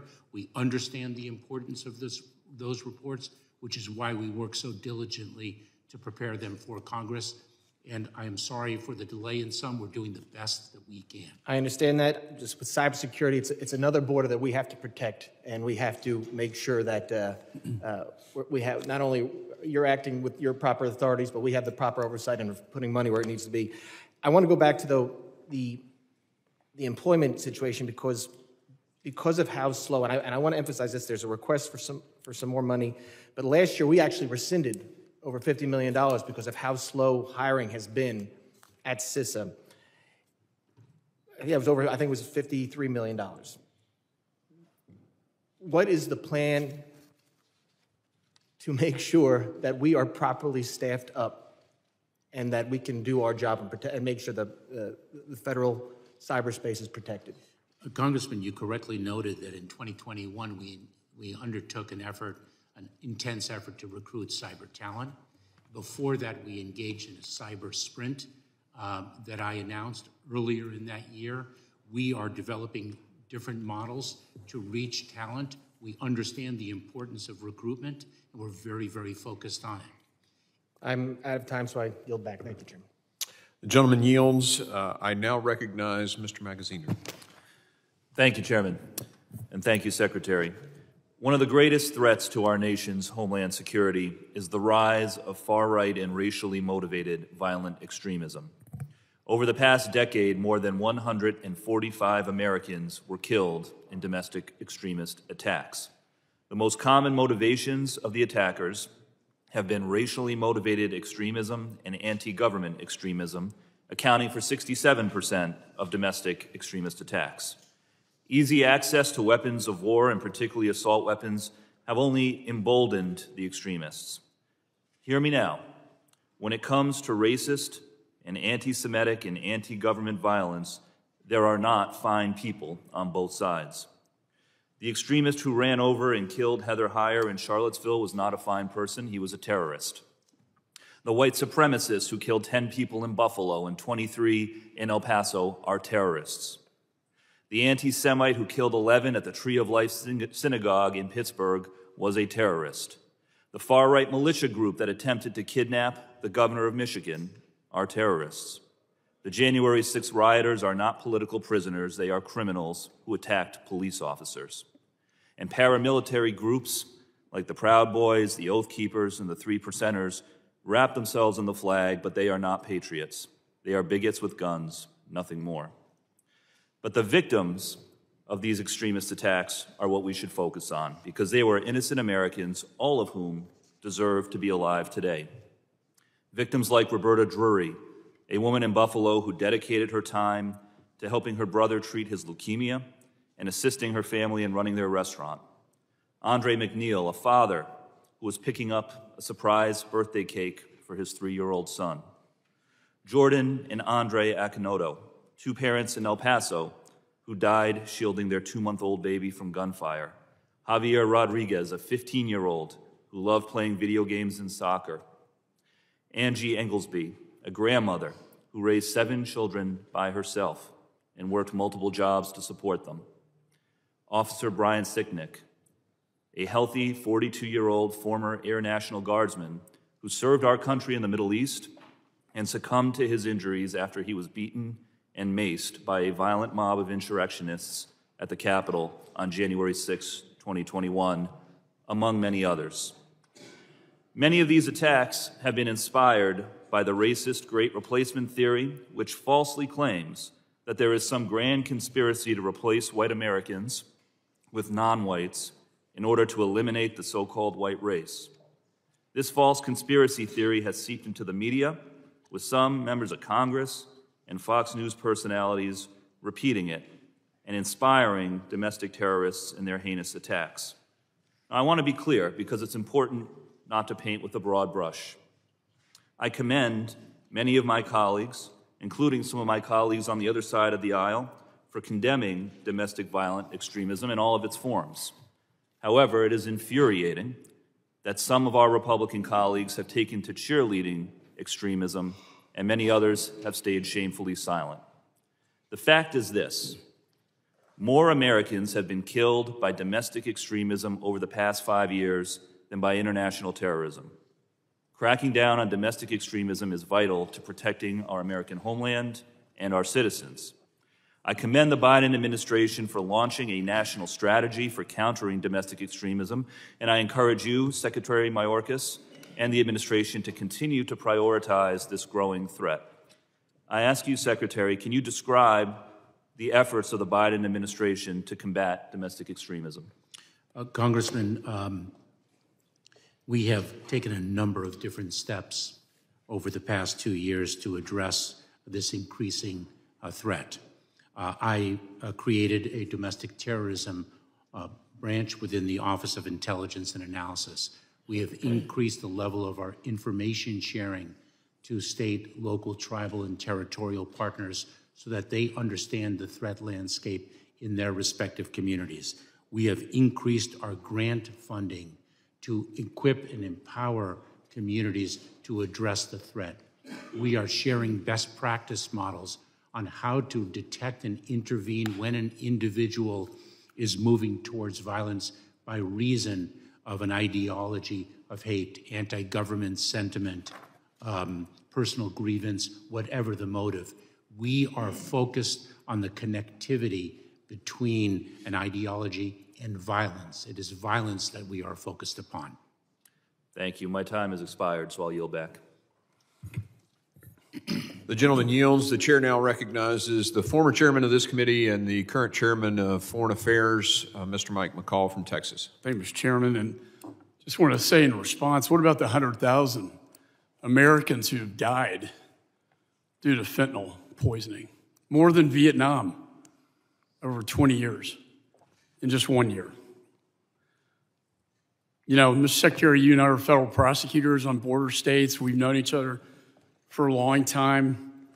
When you took office, we were securing the border. You said that you have operational control. But last month, your Border Patrol chief, Mr. Ortiz, testified before this committee that DHS does not have operational control of the border, and I agree with him. In my 20 years in Congress as a former chair of this committee and as a federal prosecutor tasked with securing the border in Texas, I've never seen this border more out of control. And I believe it's because on day one, you rescinded the migrant protection protocols, otherwise known Remain in Mexico.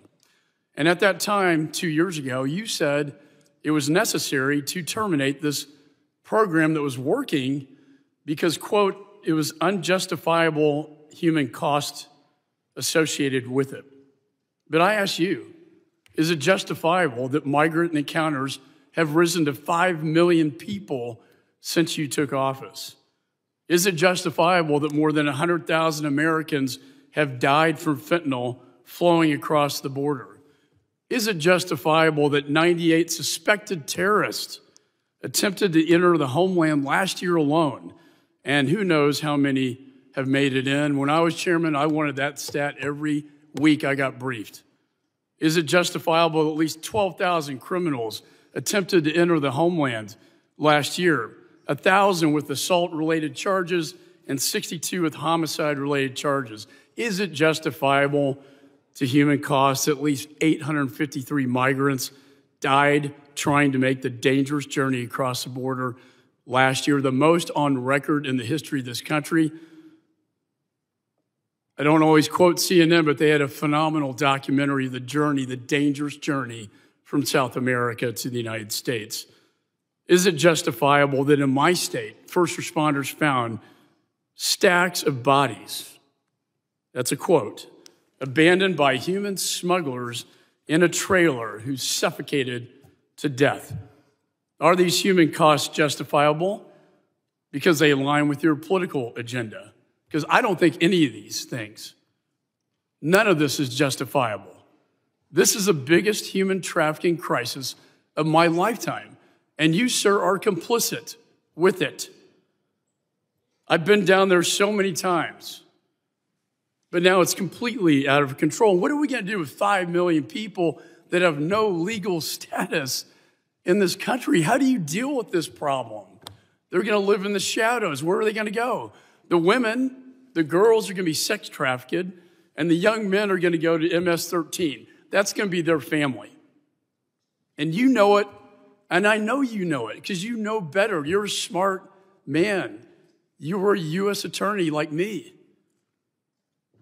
That's why I'm supporting our bill that we're going to mark up to try to get control of this thing once and for all. And as chairman of the House Foreign Affairs Committee, I'm going to compel this administration to renegotiate Remain in Mexico. You know, in the final analysis, sir, your job is a solemn one. It's probably one of the most important cabinet jobs because your job is to protect the American people from threats. Your job is to secure borders, air, land, and sea.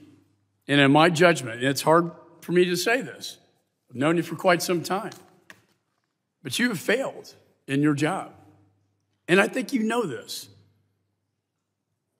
And I agree with our Border Patrol agents. This is one of the most, to me, most profound things that I saw in your tenure when you went down to the border and the Border Patrol agents turned their backs on you because, quote, you have turned your back on them. I think that speaks volumes about your tenure in office. For God's sakes, work with us to get this done. It is out of control, and it's at great human cost, and none of it's justifiable. And one rescission, one stroke of the pen, rescinding migrant protection protocol, Remain in Mexico, was a direct cause and effect. And your agents on the border tell me this. What caused this crisis, I ask? It's because the president rescinded Remain in Mexico because they couldn't get in the United States before that, and now they get in, and it's catch and release all over again, and now we have this crisis at the border. So I know my time is running out, but I would like to entertain any response you have. Congressman, you invited me to work with you and work with this committee to address the challenges at the border, and I welcome that invitation, and I accept it.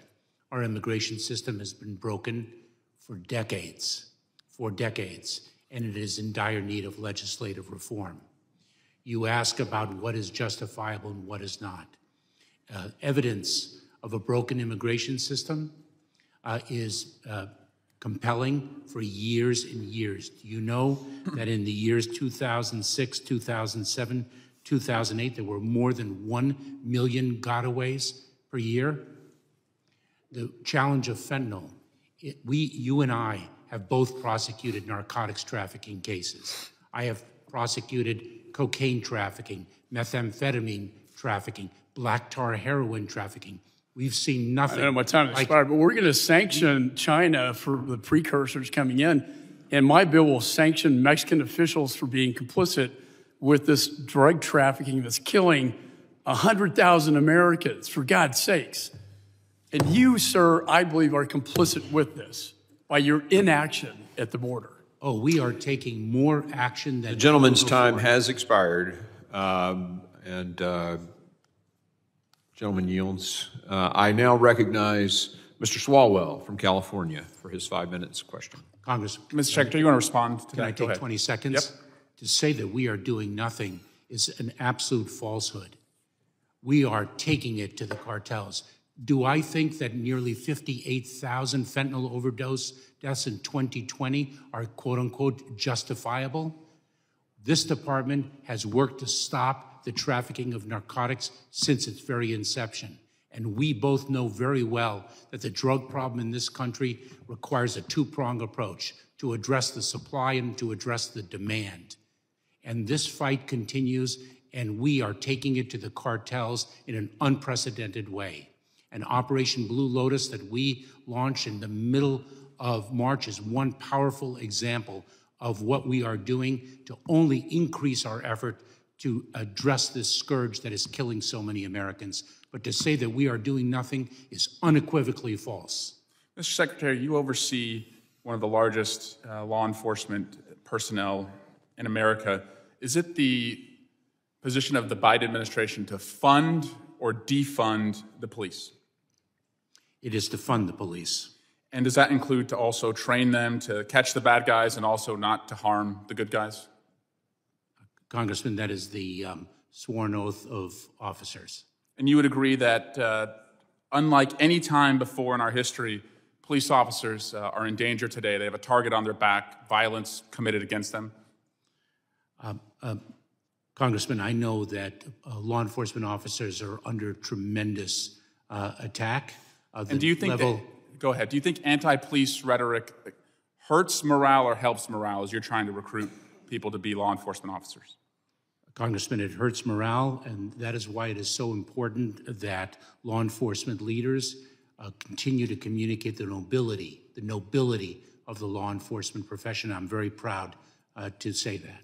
And does anti-police rhetoric put targets on the back of law enforcement for their safety? Congressman, it does.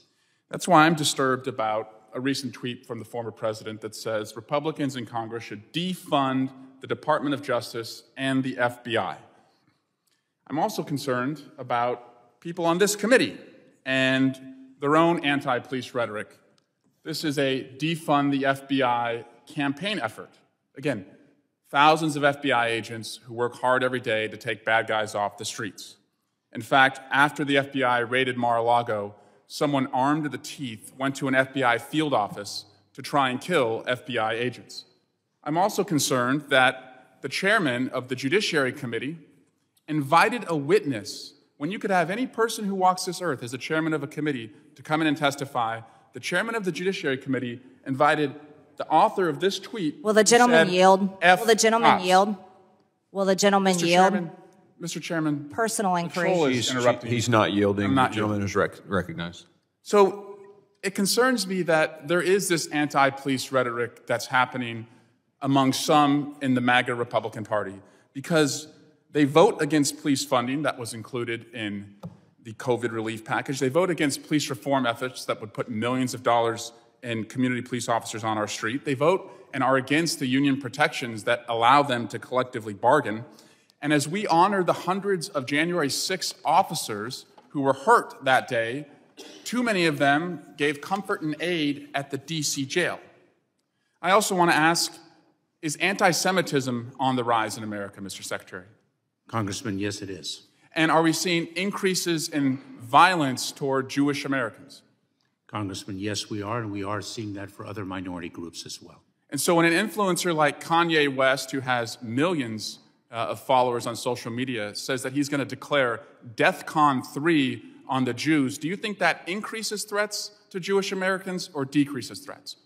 Words like that increase the threat to minority groups, Congressman. And that's why it surprises me that the chairman of the Judiciary Committee tweeted out, Kanye, Elon, Trump. Well, we know what Trump thinks about law enforcement and what is happening in law enforcement right now with targets on their back. But this tweet was kept up for months after Kanye West said that he was going to declare DEFCON 3 on the Jews. Mr. Secretary, do you believe that all of us have a responsibility to elevate our rhetoric and to denounce anti-Semitism and anti-police rhetoric in this country so that Jewish Americans and police officers can be safer? Congressman, I do. Thank you, and I yield back. The gentleman yields, and now I recognize the gentlelady from Georgia, Ms. Green. That was quite entertaining from someone that had a sexual relationship with a Chinese spy, and everyone knows it. But I move to take her words down.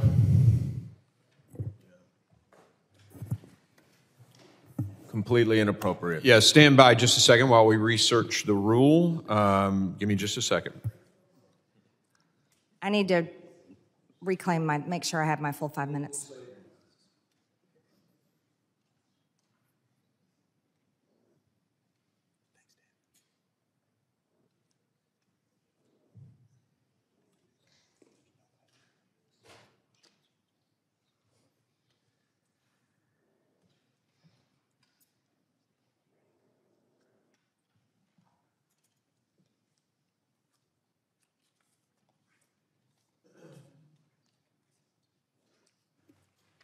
A motion has been made. The committee will suspend, and the gentleman will state the words that he wishes taken down.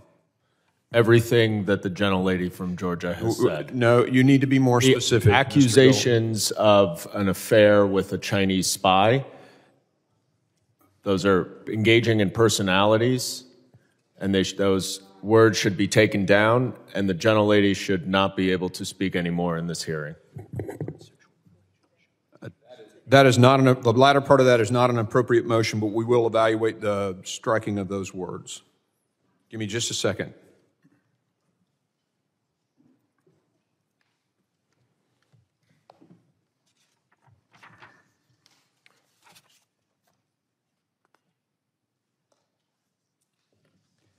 The chair recognizes the gentlelady from Georgia and asks if she would like to retract those words. No, I will not.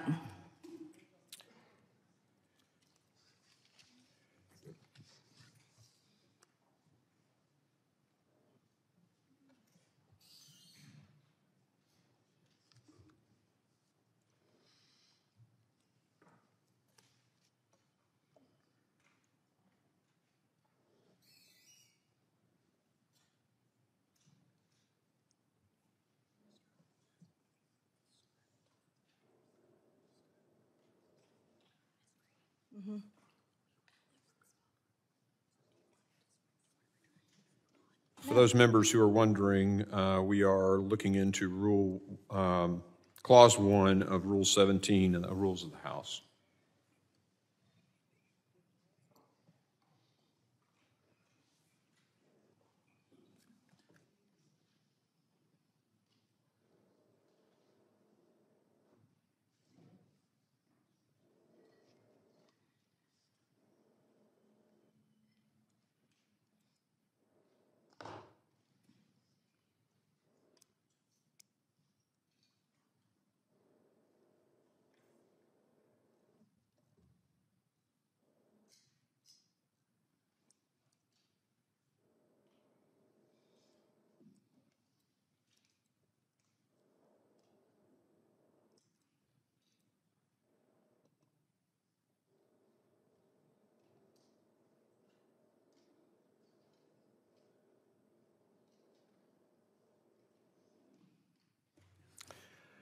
Okay, the chair rules that those words that were spoken are not going to be stricken from the record.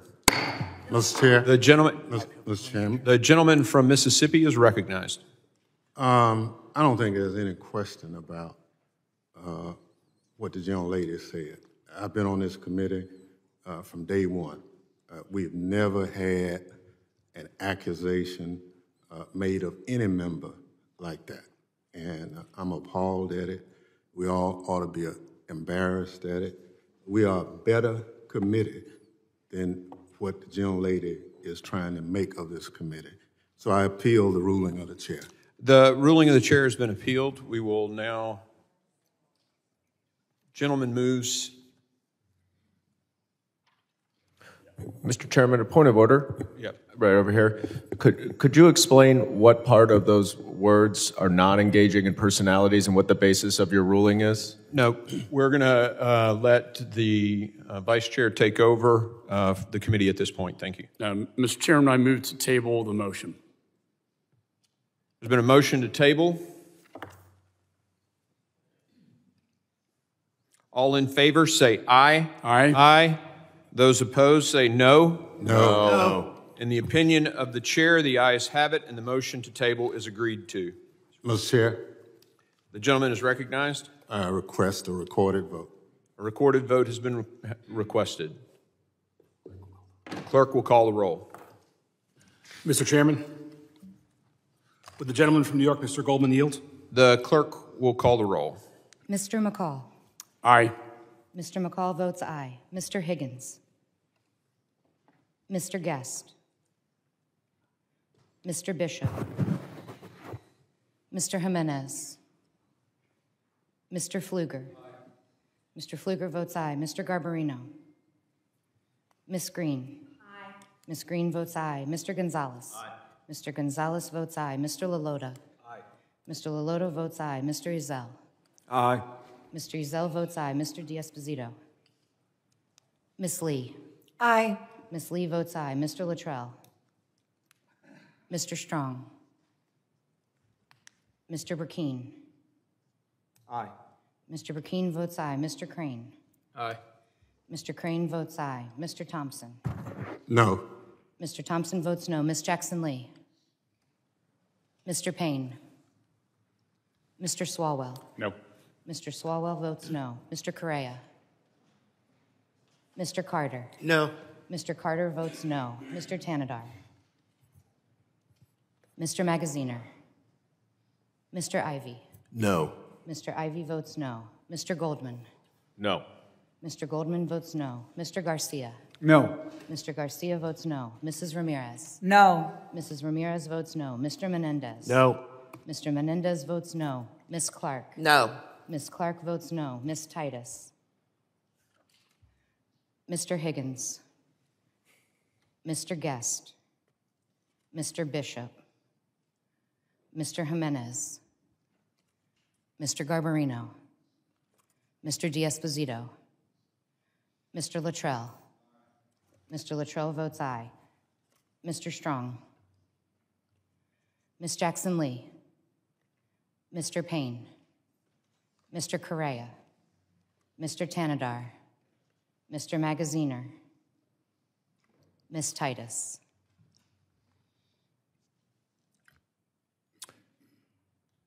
Are there other members in the room who wish to have their vote recorded? Clerk, how am I recorded? You are not recorded. The chair votes aye. Chairman Green votes aye. The clerk will report the tally. Mr. Chairman, on that vote, there were 11 yeas and 9 noes. The ayes have it, and the motion is agreed to. The previous motion is tabled. The gentlelady from Georgia is recognized, and we will give her the time. The clock was stopped, and we'll give you an extra 10 or 15 seconds. Thank you, Mr. Chairman. Secretary Mayorkas, since you have been in charge of the Department of Homeland Security, there have been 0 miles of border wall added. There have been over 5.5 million illegal alien encounters at our border, 1.3 million known gotaways, an approximately 870% increase in apprehensions in just one sector of the northern border. American mothers and infants suffered a severe baby formula shortage, all while this administration was happily stocking the shelves for illegal aliens at one of the largest processing centers in the country. American mothers were forced to delay inductions at the Yuma Regional Medical Center because of your policies. They have flooded their maternity unit with illegal aliens. Tens of thousands of migrant children have been forced into slave labor in our country because of your policies. At least 853 dead migrants and counting, the most ever in a 12-month period, died trying to cross the southern border in 2022.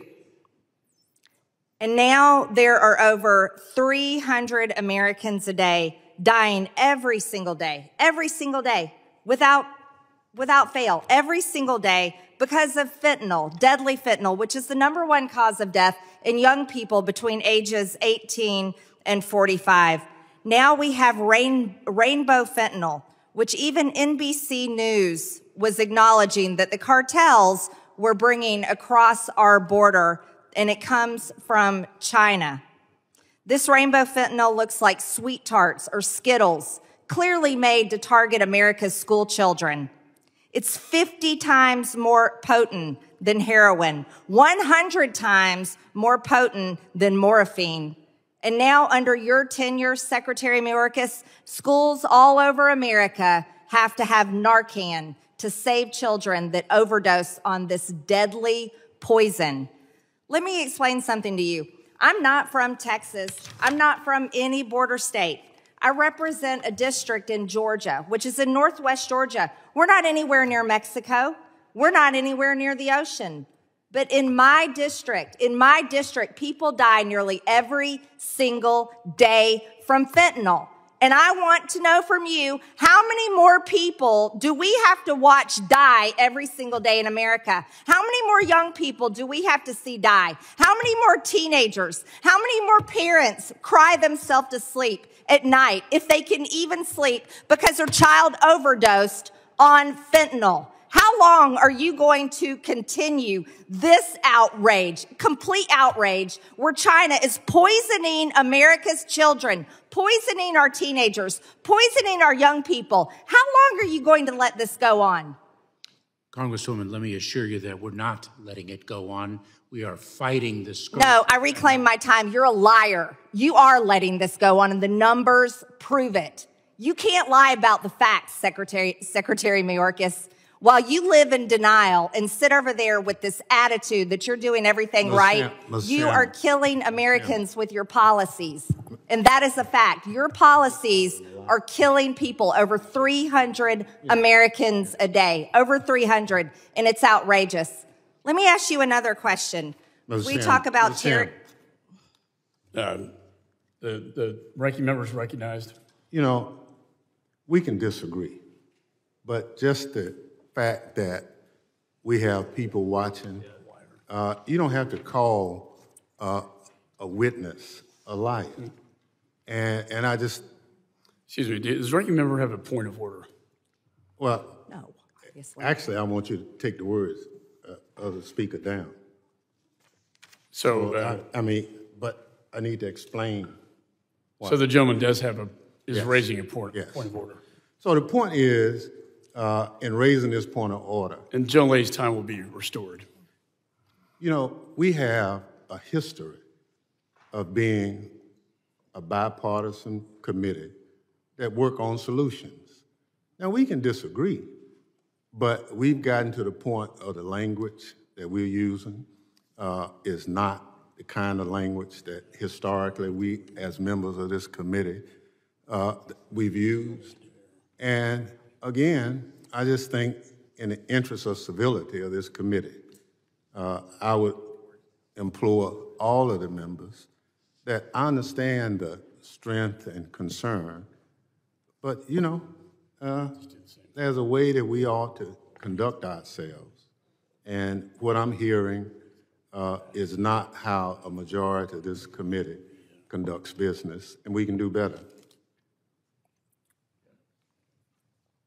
So I ask that the words be taken down.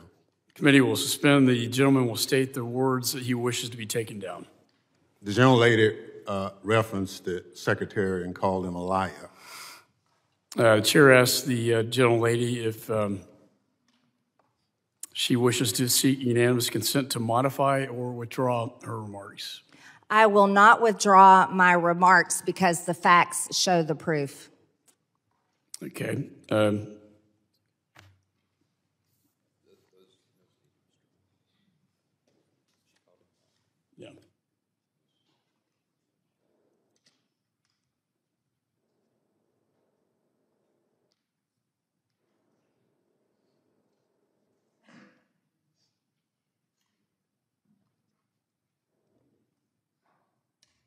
So in making a ruling on this, it's pretty clear that the rules state you can't impugn someone's character.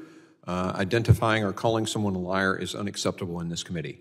And I make the ruling that we strike those words. Sorry, just a point of order, it's a legitimate question. You're recognized. Thank you, Mr. Chairman. Did you move to take the words down or to strike them, Mr. Thompson? Yeah, sorry, I just stepped in. Take them down. So that's what we did. Yeah. My understanding is if words are taken down, that means that the member can no longer speak in whatever the proceeding is that those words were said. Personal inquiry, point of personal inquiry. There's no such thing. Stand by just a second.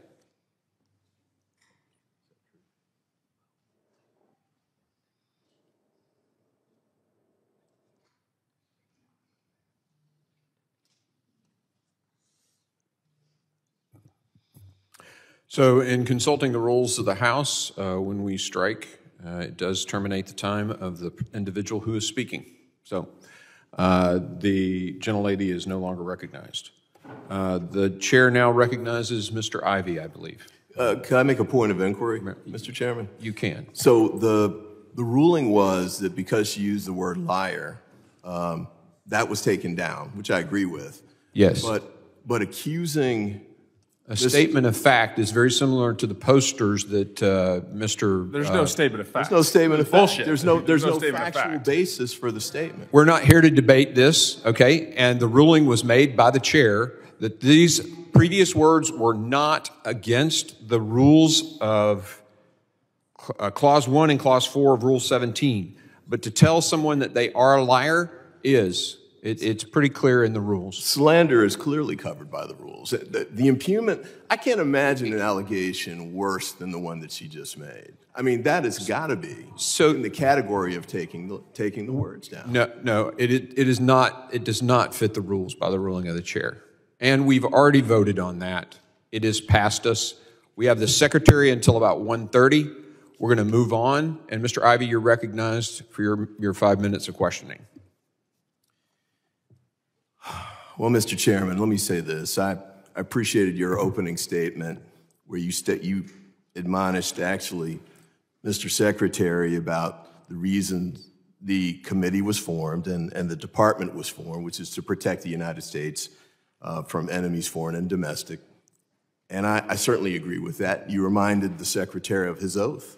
And I appreciate that, and I recognize also that all of us took similar oaths to that. So one of the reasons I was excited about being assigned to this committee was because I thought that was the work that we were going to be doing. I thought we were going to be focusing on issues like cybersecurity. Yes, we have issues at the border, but I sure thought there'd be a good faith effort to try and address it. For example, like putting up budget dollars to address the issues, expanding resources and the like. This committee's done nothing with any of those. The disinformation issues that are before this committee, not touched at all. So I'm a little distressed. And so I got really distressed when I read your comments in the New York Times. I couldn't believe. Look, I first came to the Hill in 1987, so I understand congressional politics. I know how the game is played. But to joke about trying to have the secretary removed, Let me read the quote. I know the ranking member did before. I said, on April 19 next week, get the popcorn. Alejandro Mayorkas comes before our committee, and it's going to be fun. That'll really be just the beginning for him. That is totally off the mark for what we're supposed to be doing on this committee. We were sent here not to have fun, not to eat popcorn, not to try and take somebody down. I was also amazed to see the 5-phase plan that you discussed at this donor meeting, too, on top of that. This is about raising money. This isn't even talking to a group. This is raising dollars, just like the FBI T-shirt that Mr. Swalwell showed a few minutes ago. Just like Mr. Trump raising $12 million after he makes a statement about we should defund the Department of Justice and the FBI. Now keep in mind, if you defund the Department of Justice and the FBI, who's going to deal with the types of issues, the international prosecutions that we need? And by the way, we've got another colleague that has a bill, actually, to defund the ATF. I was very heartened to see, Mr. Mayorkas, that on Friday, they didn't mention this, but there was a huge takedown of the Sinaloa cartel. The Department of Justice, working with DHS and DHA and other agencies, had a huge takedown of the cartel. And that's one of the things I think we're supposed to be talking about. I think you should be commended for that. And it's important to remember that if we don't have DOJ, FBI, ATF to do that kind of work, it won't get done. And so all of the things we're talking about, especially the fentanyl issue, won't get addressed because we won't have the apparatus to do it. And just a quick reminder on the fentanyl piece, 92% of the fentanyl that comes into the United States is not coming across with these people walking across the border. It's coming through the ports. We learned from the takedown when they briefed us on Friday that they have planes and tunnels that they also use to bring these materials into the United States. So, we can talk about people walking across the border, and I think that's important. We should deal with it. But if we really want to get at the fentanyl issue, building a wall doesn't address it because the planes fly over them, the tunnels go under them, and the cars drive by them. And all of these are driven by Americans, by the way, or almost all of them are driven by Americans. So I hope, one last point, I got one last minute. On Monday, I went to New York City with Mr. Jordan and the Judiciary Committee. And that was ostensibly about crime in New York City. And I said at the time, you know what? I'm going to give you the benefit of the doubt. I'm not going to try and look into your heart and attribute any kind of ill motives. Things line up. I kind of wonder why we were actually there, but I'm not going to do that. But when I see this kind of statement, it was kind of an eye-opener for me. And unfortunately, it was the day after I had just made those statements in public about not attributing bad motives to the people who went up there for the committee hearing. Now I can see it's a 5-phase plan. It's an effort to remove Mr. Mayorkas and damage the Biden administration. Mr. Jordan had said that earlier anyway, but, I try and give people the benefit of the doubt. So the gentleman's time has expired, and I'm going to make a point of clarification about the New York Times article. They did misquote me, so you might want to get with me later, and I'll give you the exact details of what I said. But some of what you said was right. Some of what you said was incorrect. Well, but this is about Mr. Mayorkas' time here in front of the committee and not about what the chairman said about us holding him accountable and any phases that we might have in holding him accountable. This is about him. And so I now recognize... Well, Mr. Chairman, I would move for unanimous consent to enter this article into the record. Oh, yeah, absolutely. Without objection, so ordered. Let's see, we are now recognizing Mr. Gonzalez from Texas. Thank you, Chairman. Thank you, Chairman, for your leadership. Thank you, Secretary Mayorkas, for coming before us. You've had a hell of a week. I'd say in my district, we've had a hell of a 3 years. I represent 42% of the southern border, over 800 miles, places nobody knew of 3 years ago that are in the news every single day. Eagle Pass, El Paso, Del Rio, Uvalde, Canepa, Hondo, Ozona, you heard from the Tambungas earlier today. Ozona is 120 miles from the southern border, and yet we're having smugglers going 100 miles per hour in my district, killing Americans. And what I've seen is this crisis continue to spiral. And I've also seen the politics around it. It's very lucrative for a lot of people to just constantly go to the well. I do not have that option. You do not have that option. A lot of us who are trying to solve this problem don't have this option. This is what I am seeing. I am seeing, and to me, border security should bring this country together more than anything else. And I want to talk about one thing in particular when I think of border security, because I think this is something we can all agree on. Certainly you and I can. Our children. The children. If we can't agree, we need to protect American children and children that aren't Americans. We can't agree on anything else. And right now, I've got a family that lost a 7-year-old daughter a month ago. I sat with them in Ozona last week. The grandfather, Emilio, served in the Marine Corps. He's an honorable man. He served 20 years in law enforcement. While I'm sitting with him there, his phone goes off, and that's the alarm that he would go pick up his granddaughter. And so this is affecting everybody. On the other side, I see children that aren't American citizens that are abandoned in fields. One Border Patrol agent gave me a story when there was a baby that they came across that was covered in fire ants. Thankfully, they were able to save that baby. I mean, it's just an endless amount. In Canipa, a couple weeks ago, there were some illegal aliens that were found cooked to death. In San Antonio, about a year ago, 53 migrants. Guess whose district that was in? Yeah, my district. 53 migrants found cooked to death.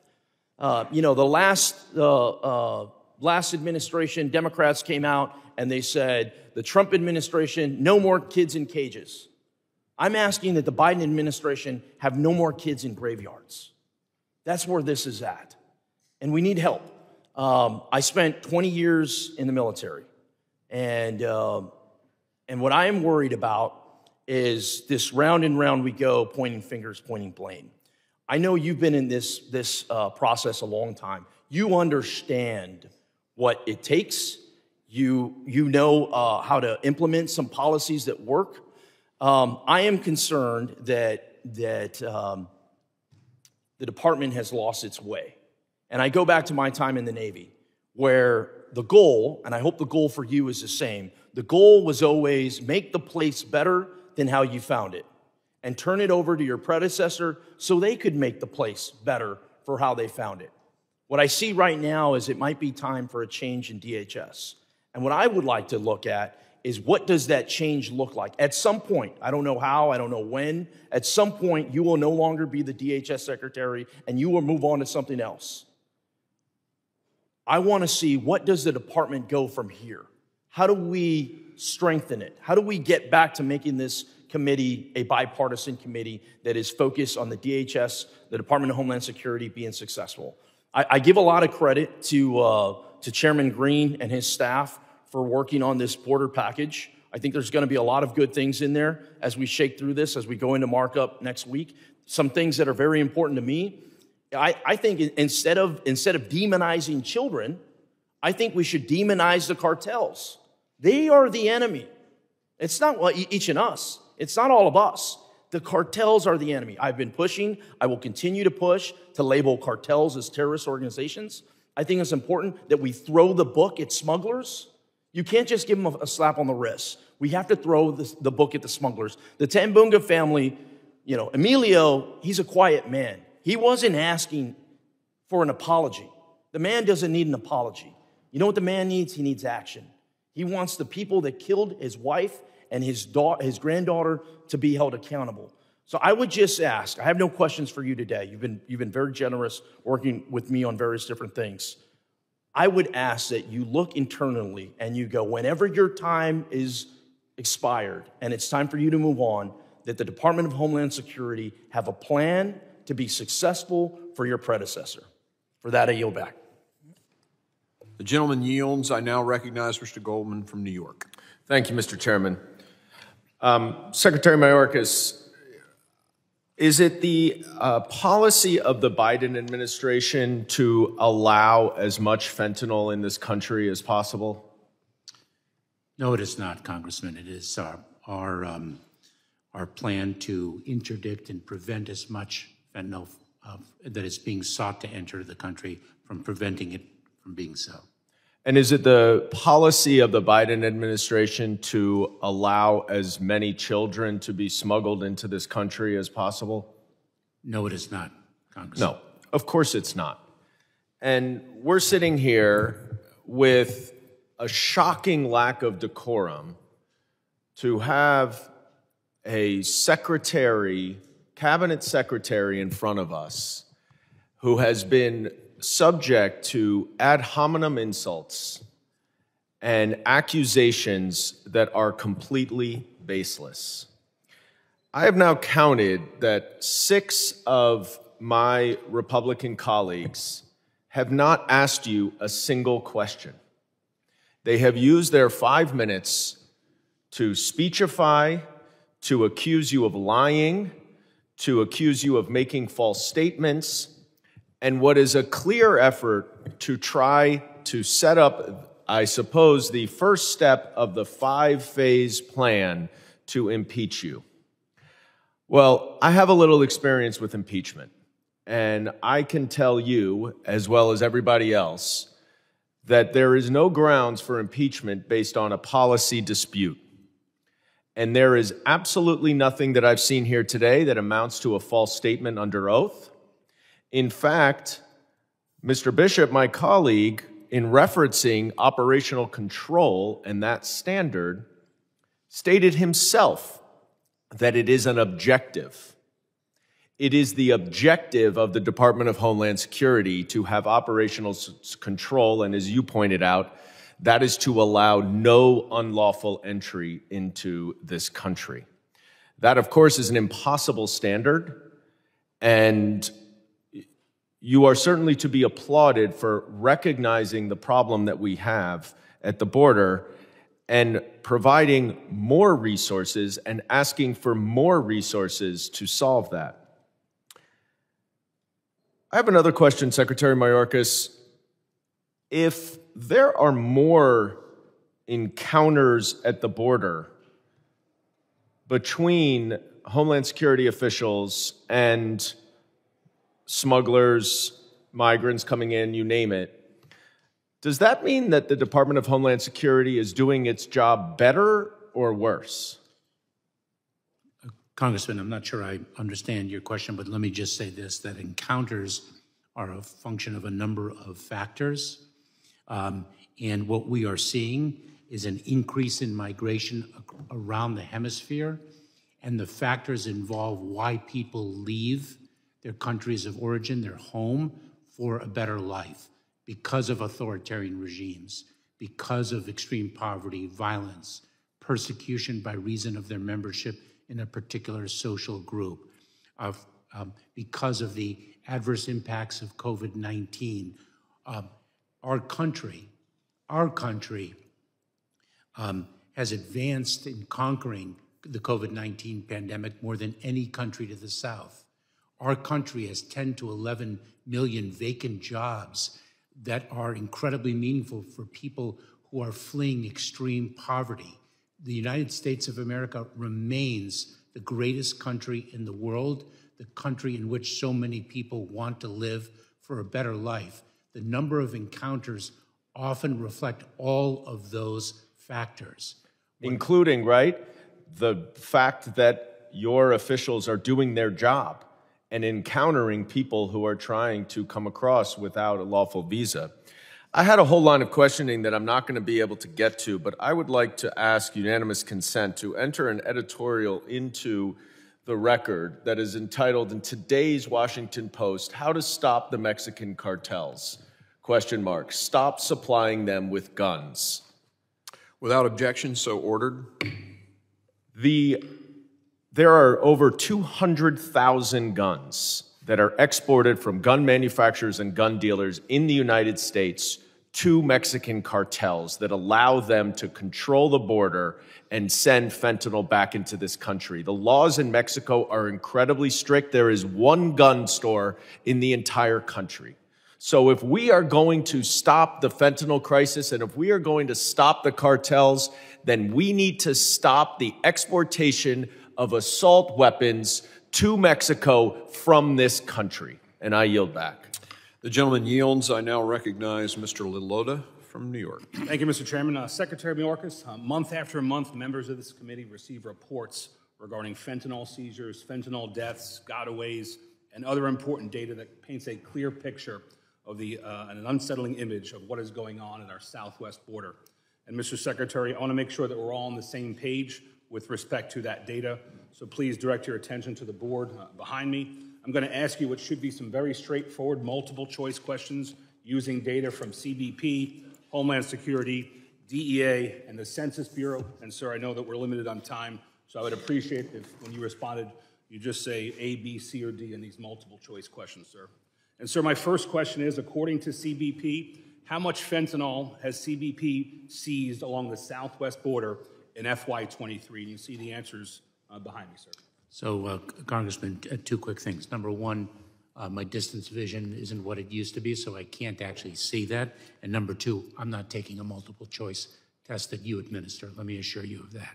On point number one, sir, the clerk has a physical copy of the questions, so you can see them in front of you. So I'll narrate the questions, sir, with respect to the amount of drugs, specifically fentanyl, seized at the border. The answer is 13,800 pounds seized in the first 6 months of FY23.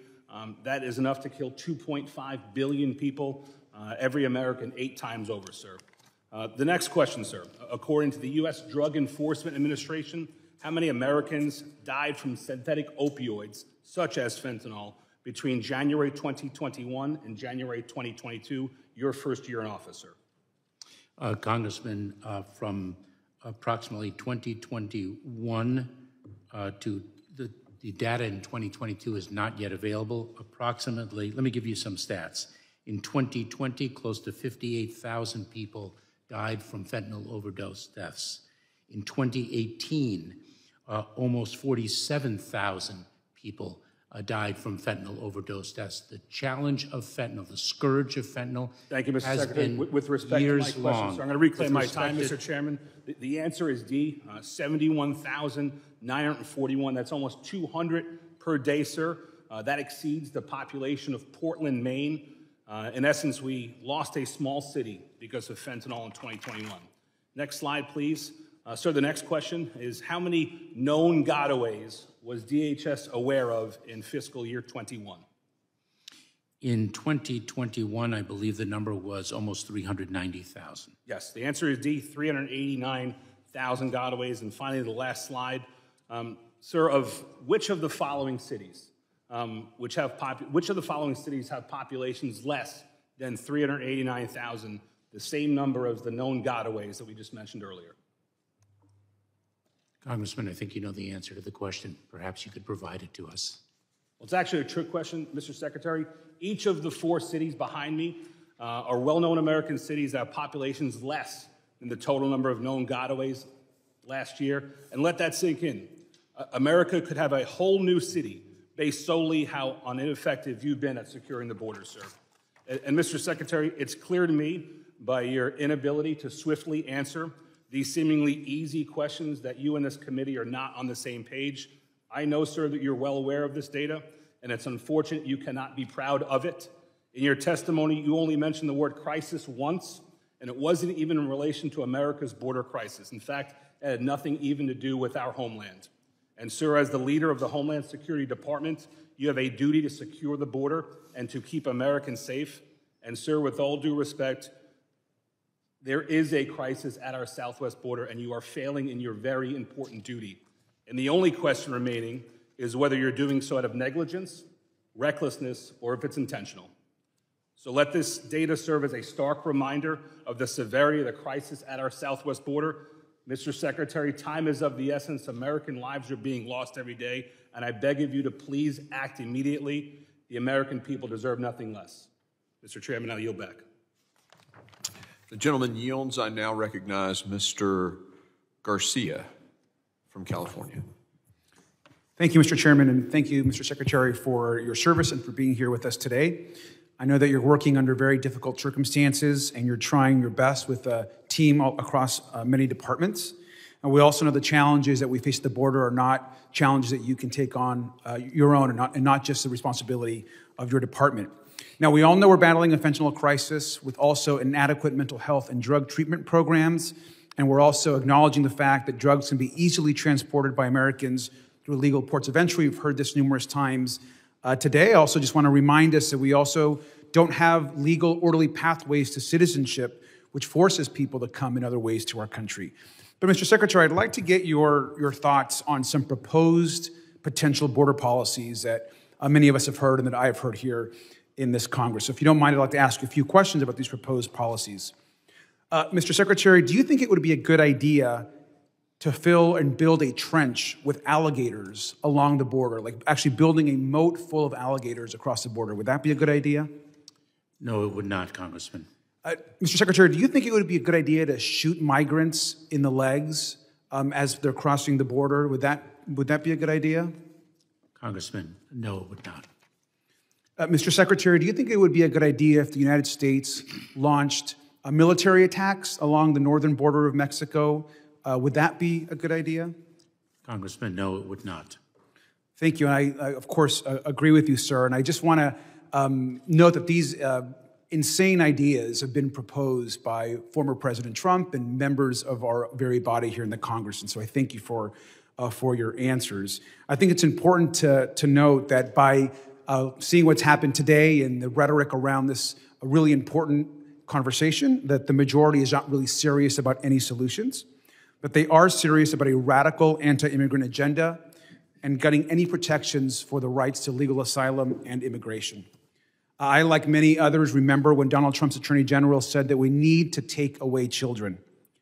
Clearly a cruel statement that continues to be repeated over and over by many members of this majority.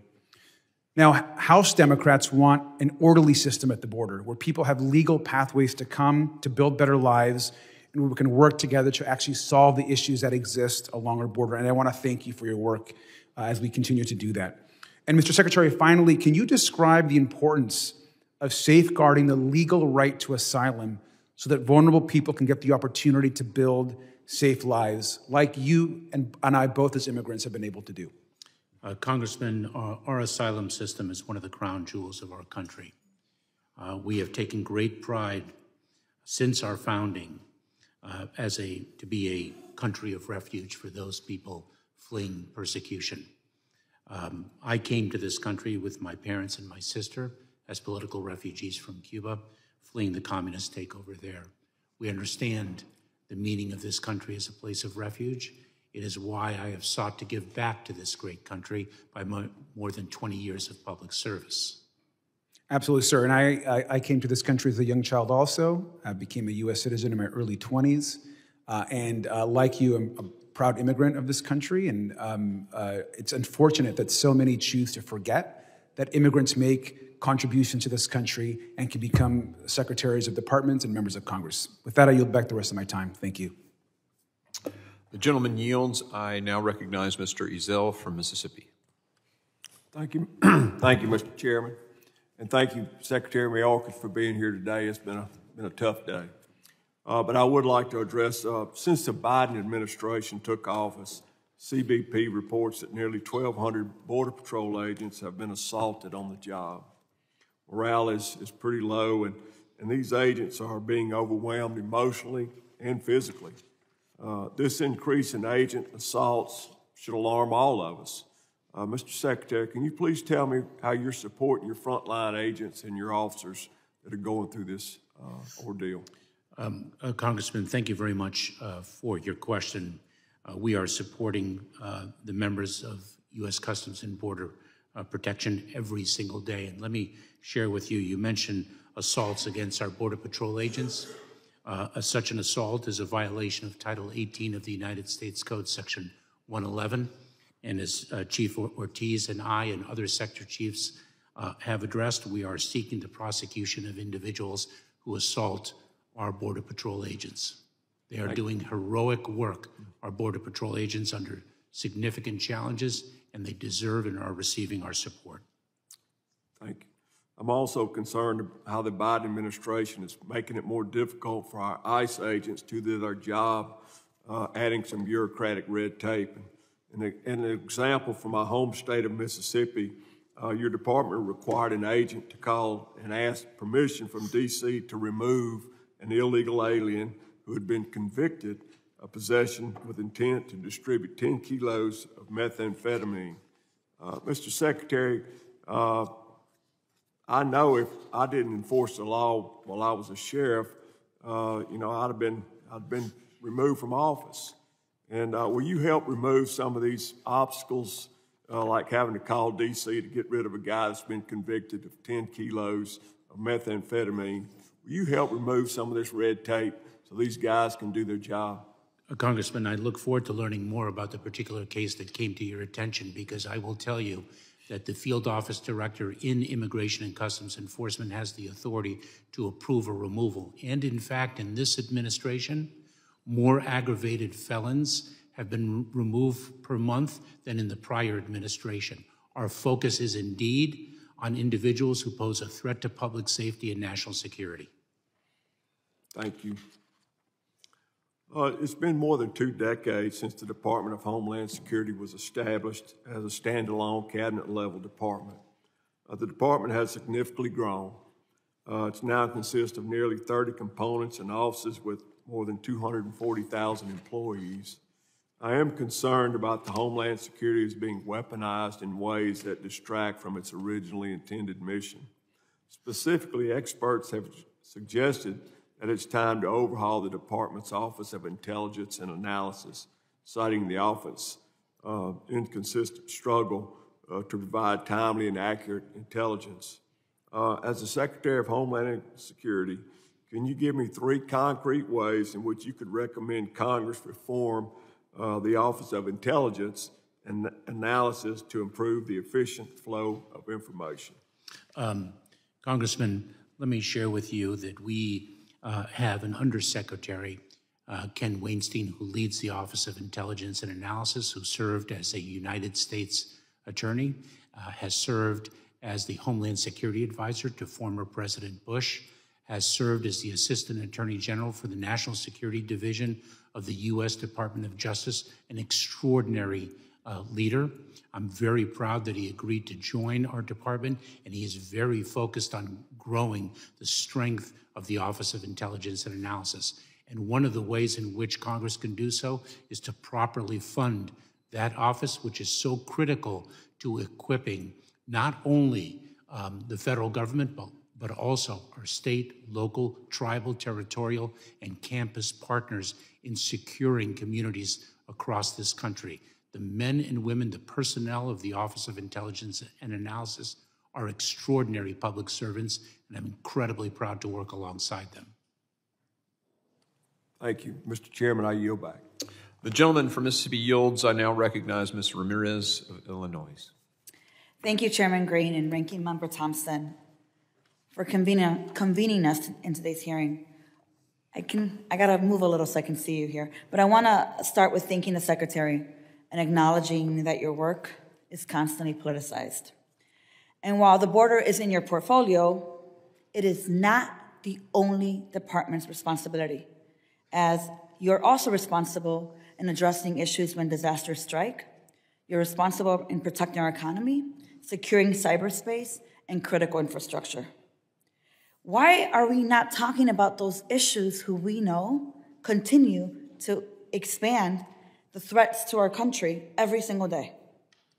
My colleagues to the right only care about the border because they want to carry the narrative that asylum seekers and refugees are illegals.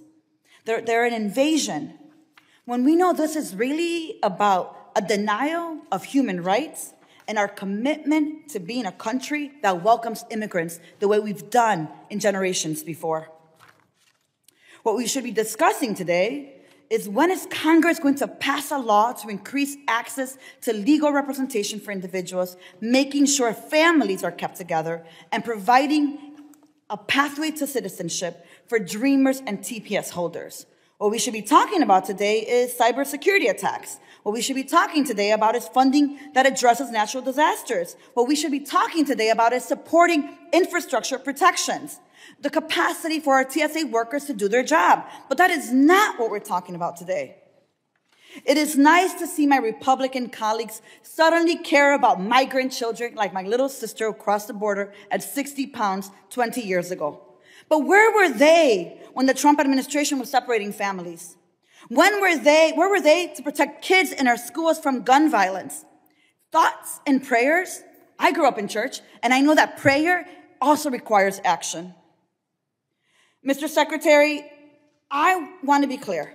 The administration can do a better job in protecting migrant children. I agree with that. And I also look forward to working with you and all of you to make that happen. I also have to say that I am concerned that the Department of Homeland Security is considering reviving family detention. Very simply, any duration of detention is harmful. It is inhumane and it is unacceptable. It undermines the fundamental right to seek asylum. We want to argue that children are at risk. We alternatively have to argue that shutting off avenues to claim asylum will keep kids safe by keeping them in their home countries. But we have heard it. If any of you have ever been to Guatemala, to Chiquimula, to San Isidro, you will know what poverty actually feels like, what it's like to have to live every single day in danger, why you would walk 1,811 miles to get to this country. These people are fleeing their countries with unimaginable poverty. And from my own experience, you've heard me talk about in Central America, they're forced to leave their homes all the time. We must take this problem of child exploitation seriously, but we cannot do it at the expense of our children. This is why I want to talk a little bit more about family detention. And I am aware that there's been conversations around reinstating that. But as you know, people are leaving everything and everyone they know behind. And Mr. Secretary, I'm aware that it is not a final decision on this policy, but I hope to see your department and the administration lead with humanity as you have done and urge not to reinstate any policy that results in families being placed in detention centers. Mr. Secretary, can you provide a full written update on the status of the consideration of family detention to this committee? Congresswoman, no decision has been made. I encourage an environment, a work environment where people feel free to present their ideas, and we discuss those ideas in a thoughtful and deliberate manner. Thank you, Secretary. So if there's an update at any time, I would like to be able to receive that. Mr. Secretary, I just want to wrap up here, and I know that we talked about TSA, and I have a few seconds left, but I do want to come back to ask you a quick question about TSA. Would you please explain how expanded bargaining rights combined with increased pay are critical to improving working conditions for TSA officers? Congresswoman, we have had challenges over the years given the unequal pay, the unfair pay of our TSA personnel, and the lack of bargaining rights that they have suffered. We've had a very difficult time recruiting and retaining personnel. And we believe in fair pay for our extraordinary frontline personnel, for all of the people in the Department of Homeland Security, which is why we are seeking the funding to support that fair pay and the bargaining rights they richly deserve. Thank you, Secretary, and I yield back. The gentlelady yields. I now recognize Mr. D'Esposito from New York. Well, thank you, Mr. Chairman, and I want to start by thanking you for your leadership, because I think one of the most important things that we're addressing today is leadership. There's so much to talk about. It seems like over the last few hours, we've spent time going back and forth about funding for Border Patrol agents. What we've failed to recognize is that we could provide all the funding that we want for Border Patrol agents. They don't want to work for you, Mr. Secretary. I've spoken to them. I've visited the border. In fact, I visited the border before even having the honor to serve as a member of Congress. I proudly served the New York City Police Department as a detective for over a decade. So I got to speak to these individuals cop on cop. They don't like how you're operating. They don't like how they're being treated. And there are many people in this room that have served this nation in our military, have served in law enforcement. And I will tell you, there is nothing worse. There is no more terrible feeling than going out each and every day and having that understanding that your so-called leader doesn't have your back. And that's exactly how they feel. We talked, someone from the other side of the aisle mentioned the fact that the border is just part of the news cycle. Well, I would have to argue that, and I'm pretty confident that the victims that we've seen of fentanyl overdoses, those that we've seen as victims of crime, of those individuals coming over our border illegally, those that have been captured and now completely at the hand of the cartel, they don't think it's just a news cycle. What it is, it's become a disaster. You mentioned that you believe we have operational control, and you see that operational control in, quote, a lens of reasonableness. Well, I will speak as a New Yorker and tell you that lens stinks because none of us see it as reasonable. You also mentioned the extraordinary personnel. And again, as many members of this committee have had the opportunity to visit the border, and we've spoken to those brave Customs and Border Patrol agents, and when they are able to speak freely and talk about what they do on a day-to-day basis, when they don't have one of your henchmen standing around making sure they don't say anything terrible about you or about Homeland Security, they tell the truth. And they are doing the best work that they possibly can under a terrible act of leadership. And I will say that we are here today. Your failures, your dereliction of duty, your failure to uphold the oath that you took to protect this homeland, it is not a Democrat issue. It's not a Republican issue. It's an American issue. And when we go back to our home states and we talk to individuals, they don't care what party we're from. You know what they care about? They care about crime increasing in their community. They want people to have the American dream. And I think that's what we're missing here today. We want people to have the American dream. You know what we want? We want them to come through the front door. That's what we're asking. And that's what you're failing to do. So I'm going to bring it back home. Your lack of leadership has created not just the states along the border to be border states. Every state in this great nation has become a border state. In New York City alone, there are projections that the city could spend up to $1 billion, with a B, to support more than 50,000 migrants that have arrived over the past year. Now there's talk that they actually want to take these migrants from New York City and bring them to the Nassau Coliseum right in the middle of my district. So I have to ask, have you or any member of your administration been in talks with New York City to move these migrants from New York City to the Nassau Coliseum? Congressman, not to my knowledge, but the... Okay. And I have to say, in what world, because if there's no discussions, it's a yes or no question, in what world do you think that housing migrants in a sports facility is a good idea? Congressman, the issues that you speak of very strongly reflect the dire and decades-long need for immigration reform. We are working within a broken immigration system. We're also working with a broken, Mr. Secretary, with all due respect, we're also working with a broken border. And when you took the oath to be the Secretary of Homeland Security, it is your job. When you wake up in the morning, every waking hour, you should be dedicating it to protecting our border and to make sure that this homeland, the homeland that we all represent, is secure. And you're not. You're failing it, you're failing Americans, and you're failing your oath. Mr. Chairman, I yield back. Thank you. The gentleman yields, and I now recognize Mr. Menendez. Thank you, Mr. Chairman, and thank you, Mr. Secretary. Thank you for your service to this country. Thank you for being a man of integrity, because that somehow got lost today. You wake up every day and you serve this great country. So thank you. Thank you for doing that. Thank you to you, your department, and the public servants you serve with to protect the American people. I also want to apologize to not just you, but to anyone watching, to the staff of this committee, of all of us, for what you've had to experience here today. We are so much better than this. Our country needs us to be so much better than this, and to think about the origin of this committee as a select committee put together after 9/11 to find ourselves here today, engaging the way that we are, is unacceptable, and we shouldn't accept it. So many challenges this country faces, this committee has jurisdiction over, that we need to address together. Together. So let's go through some of those things, Mr. Secretary. Your department defends our nation against cyber threats to a wide range of critical infrastructure. Is that correct?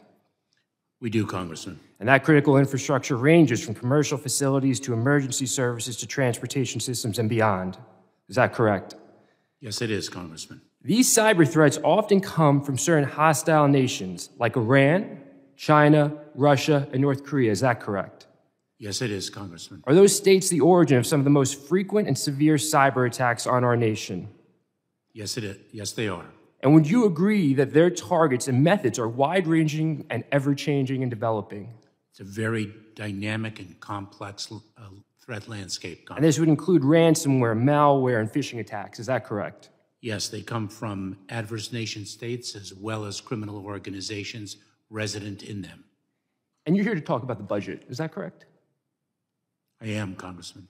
Will President Biden's budget proposal allow DHS to combat the cyber threat posed by these countries? Yes, it does, Congressman. It calls for an increase of almost $150 million for the budget of the Cybersecurity and Infrastructure Security Agency. And on that point, with this increase, which includes, I believe, almost $100 million for implementing the Cyber Incident Reporting for Critical Infrastructure Act, allow the agency to better understand, manage, and reduce the risks to our critical infrastructure? Yes, it will, Congressman. We're very grateful for that legislation. Mr. Secretary, would you agree that domestic terrorism has emerged as one of the greatest threats to our homeland, a threat that has the potential to cause devastation to our places of worship, to our schools? Yes, it has, Congressman. Is that why your department designated domestic violent extremism as a national priority area, reconstituted the Faith-Based Security Advisory Council, and provided over $250 million through the Nonprofit Security Grant Program to support physical security enhancements to nonprofits at high risk of terrorist attacks? Yes, it is, Congressman. And I'm so glad that DHS is focused on this critical issue, because here, in this committee, as you might be aware, Republicans refuse to include any reference to domestic terrorism in their partisan committee oversight plan for this Congress, which is just completely unacceptable. Mr. Secretary, has your department had to respond to increasingly frequent and severe extreme weather events? Yes, we have, Congressman. And correct me if I'm wrong, but emergencies like those aren't unique to red or blue states. Is that correct? That is correct. Mr. Secretary, when providing support after a natural disaster, does FEMA discriminate based on the political affiliation of the elected officials from those states or localities? No, it does not, Congressman. No, it doesn't. So the $20.1 billion for the Disaster Relief Fund in your budget would help American families recover from devastating events regardless of where they're from. Is that correct? That is correct, Congressman. Thank you. My first official trip as a member of Congress was to El Paso to visit the border, because we do care about the situation at the border. But I want to be very clear about something. Congress is responsible for passing comprehensive immigration and border solutions to mitigate some of the challenges your department is facing. Is that correct? Yes. So let's talk about the border. Your budget provides actual solutions to border challenges, including $865 million for CIS to process asylum cases, applications for immigration benefits, and improve refugee processing. Is that correct? Yes, it is, Congressman. So far this year, department has encountered more than 1 million migrants at the southern border. Is that correct?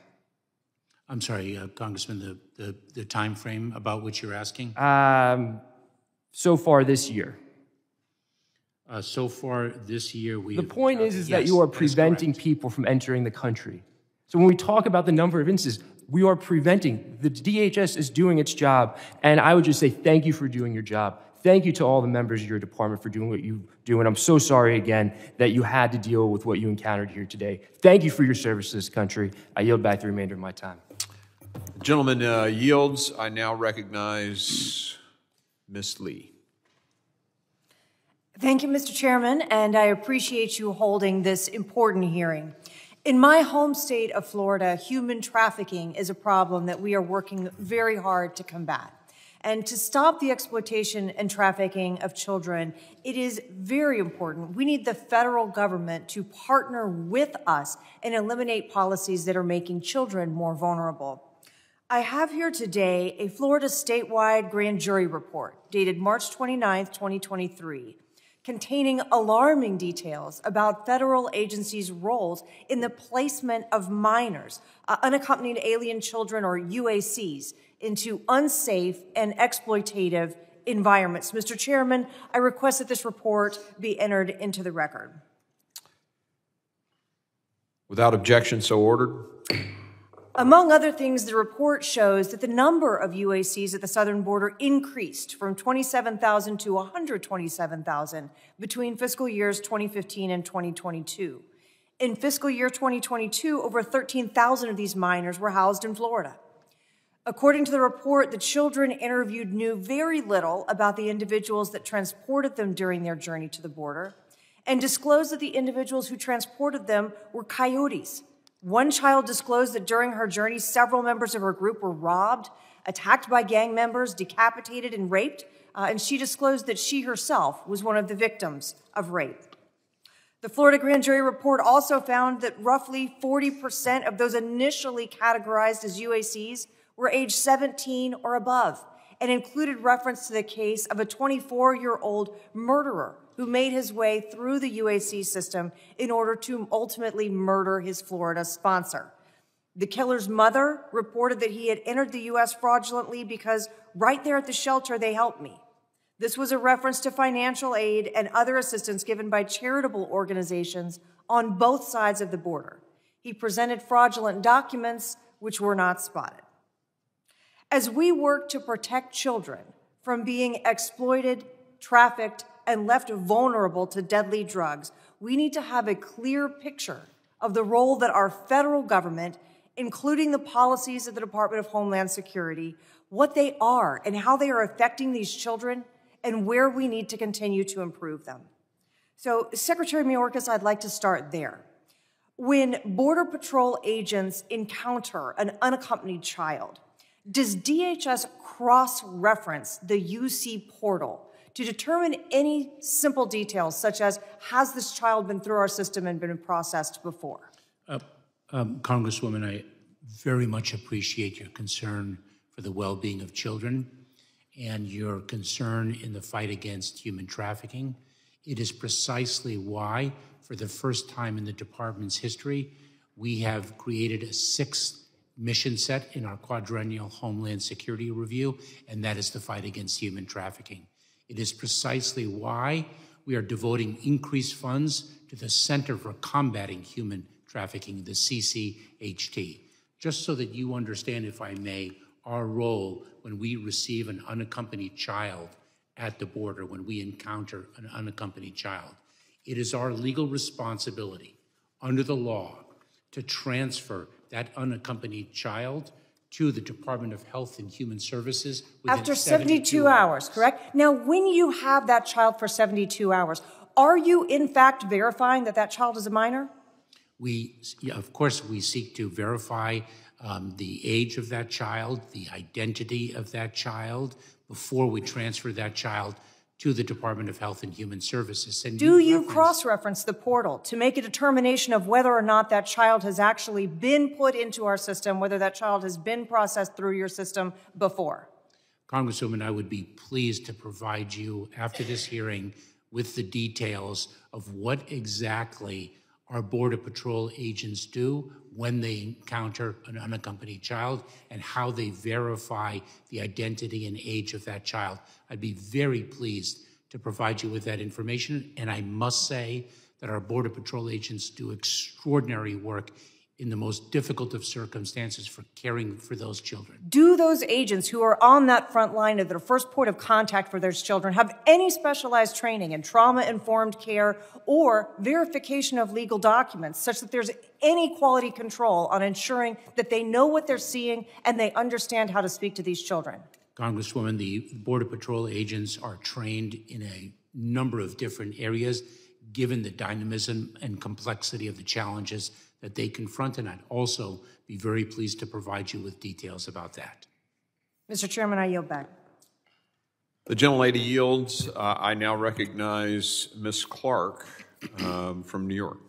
Thank you very much, Mr. Chairman. Good afternoon. Let me first start by thanking you, Secretary Mayorkas, for joining us today, as well as thank our Chairman Green and Ranking Member Thompson for convening this afternoon's hearing or this morning's hearing. Let me also say how disgraceful the display of rhetoric here today targeting our secretary was for this committee. As a member of the committee for my entire tenure here in the House of Representatives, this committee has always been bipartisan. It's always been focused on the preservation, protection of the homeland. But today's display of just downright disgusting behavior is not indicative of who we should be and who we are as a committee. So I'd like to, first of all, lift up and thank and commend the Biden administration and you, Secretary Mayorkas, for rebuilding the department and your critical efforts to support DHS's overall mission.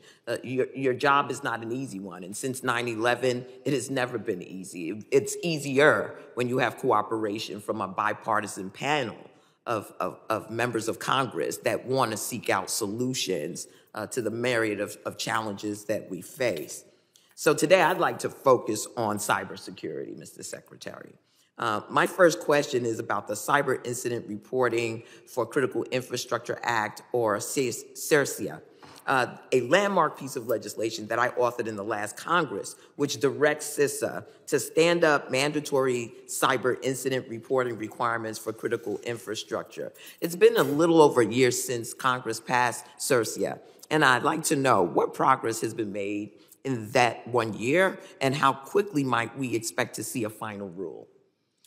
Congresswoman, one of the key elements of our cybersecurity and infrastructure security agency's work is to partner, to be an agency of partnership, because we so much rely on the private sector. The majority of our country's critical infrastructure rests in the private sector. So CISA, as it is known by its acronym, has engaged with the public in preparation for the issuance of a notice of proposed rulemaking to implement the regulations, bringing that important legislation to life. I believe, if I recall correctly, that the agency was given 18 months to promulgate those regulations, and it is well underway in its work in that regard. Very well. How is DHS working with the other regulators like FCC and SEC to streamline and harmonize incident reporting requirements? Congresswoman, one of the critical needs for our country is to harmonize the different regulations that we have with respect to cybersecurity. And we actually have a council that we chair in the Department of Homeland Security to bring the different agencies together to achieve, to the best of our abilities, to the best of the authorities that each respective agency holds, to bring that harmonization to life, and we are well underway in that regard. I know that council has met, if I'm not mistaken, several times already. Last Congress, I authored legislation to authorize a critical CISA OT security program called Cyber Sentry, which allows CISA to enter into enhanced strategic partnerships to monitor cyber threats to OT systems. Since that program was authorized, how has DHS worked to grow and stabilize Cyber Sentry? And what do you see as next for the program?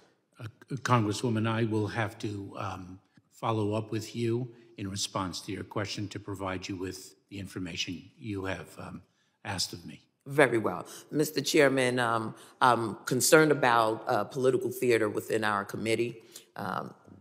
There are multiple ways that we can address the issues that have been raised with respect to our southwest border. The only one that we have not discussed in this committee, which is part of our jurisdiction, is comprehensive immigration reform. I hope that you will work with the Judiciary Committee. As the daughter of immigrants, I find the discussion here abhorrent. This is a nation built by immigrants, for immigrants. Not anyone sitting here today is native to this land. And for us to have this type of rhetoric in the 21st century, grown adults who espouse Christian values, I think we need to rethink and recalibrate who we are as human beings, because the discussion that was held here today was disgraceful, despicable. I yield back. The gentlelady yields. I now recognize Mr. Luttrell from Texas. Good afternoon, Mr. Secretary. How are you today? Good afternoon, Congressman. You know, I have a line of questioning I was going to ask you, and I got to tell you, just you know, to mimic Ms. Clark's statements, I think this committee needs to do a better job. If we spend as much time solving problems instead of wire brushing ourselves, there's a point in time I forgot you were in here. And I want to ask you face to face, man to man, will you meet with me in the next few weeks so we can hash this out? Because what I hear, what I seem to think that I'm hearing is there's a breakdown in communication and the understanding of either vernacular or language that either makes you responsible for what we have of our expectation. And I think there's a breakdown there. So will you, I'm asking you, would you meet with me so I can tell you what I'm seeing from my district in Texas? Congressman, I would gladly. Yes or no? Thank you. I would gladly meet with you. Thank you. And so I represent Texas 8. We are basically a landing zone for the border, okay? And I want to bring two names to your attention, Mr. Ethan Griffin, age 22, and Mr. Joshua Gillahan, age 14, both perished from fentanyl, okay? And I don't care what administration you're talking about now, right? I'm past red and blue, okay? Joshua died 8 months ago, okay? Here are my numbers, sir, in my district. In 2020, 325 deaths. In 2021, 538 deaths. 2022, 600 plus, and the number is growing this year. Now, sir, you are the commander of the ship. I have to point my finger at you. I wanted you to address me and say, what would you say to the mothers of these two young men, those babies, because they're in the room? I'm not going to politicize you, sir, but I would ask you that when you go to Mr. Pfluger's office, I'm going to have those mothers there. Would you please address that? Because here's my issue, sir. Every day, I run into those mamas. Every day. And I have to tell them, I'm working on it. Every day in my district, they ask me, why isn't the border secure? What can we do to enhance border security so we are not overwhelmed? And every day, your name comes up. And I can't imagine, after seeing what I've seen today, how challenging it is to you to lead this department. We will do better. I give you my word as a Texan and as a congressman that with this committee, we will do better to provide you guidance as a united body so you can secure our border. That's what we need. Do you agree to that? Congressman. Whoa. All right, hey, back that up, buddy. I identify as a man, and I don't have any pronouns. Congressman, I apologize. Congressman, we need to work together to address the challenges that have been the subject of this hearing. And fentanyl and the scourge of fentanyl is one of them. Let me share with you that the scourge of fentanyl is not new to 2023. It is not. I'm not saying it is. I'm not saying it is. I'm not saying that at all, sir. What I'm saying is these numbers, and again, you heard me say, I don't care what administration you're talking about, these numbers are progressively getting worse. So you and I and this committee and this body politic need to put aside our differences because it is the American public that are suffering. No wonder they're pissed at us. Yes? Agreed, Congressman. Let me share with you one thing that we could do, just one example of what we can do together. Fund the Department of Homeland Security for $305 million so we have a greater level of non-intrusive inspection technology to detect and I agree that we need to fund. However, sir, if we're going to spend, $3 million on a private law firm to help you prep for hearings, from what I understand, the documentations that I saw today, $1.5 million already gone out the door. As a fiscally conservative man, if we want to fund a department, let's fund it. And let's just not go spending things that we don't need to spend taxpayer dollars on. How about that? Congressman, I respectfully must say that you are conflating very serious issues with other issues that do not relate. Which serious issue am I conflating? The border problem? Hey, be careful, because I'm kind of on your side right now, but that can switch, especially after you call me a woman. Congressman, I apologize. It's been a number of hours. I've been here with you the whole time. I get it. Yeah. Well, let me share with you.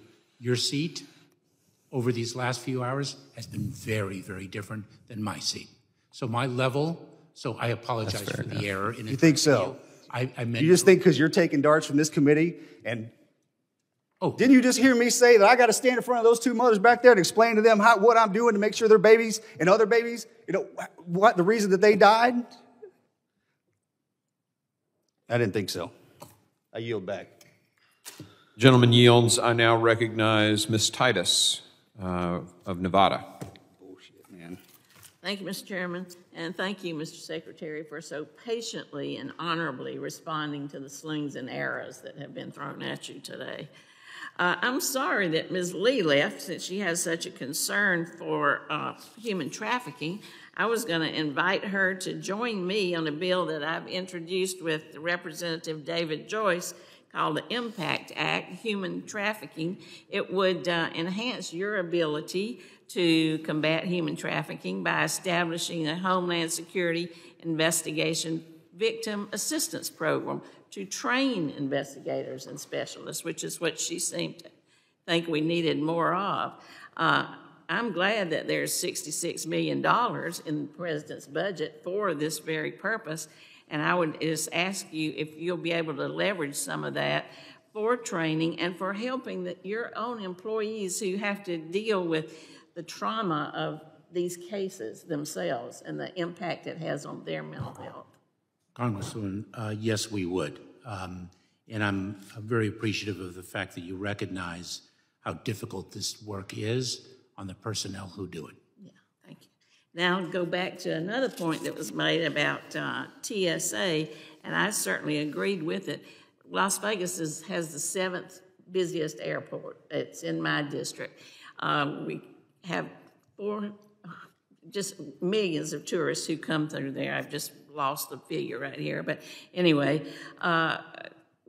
we need to have this funding for TSA, and we've seen that it's already working. You mentioned that you've got longer retention, better recruiting, better benefits, maybe the labor union issue. But I hear from my colleagues across the aisle that they want to cut non-defense spending, and I'm concerned that the pay raises for TSA might be on their list of things to do away with.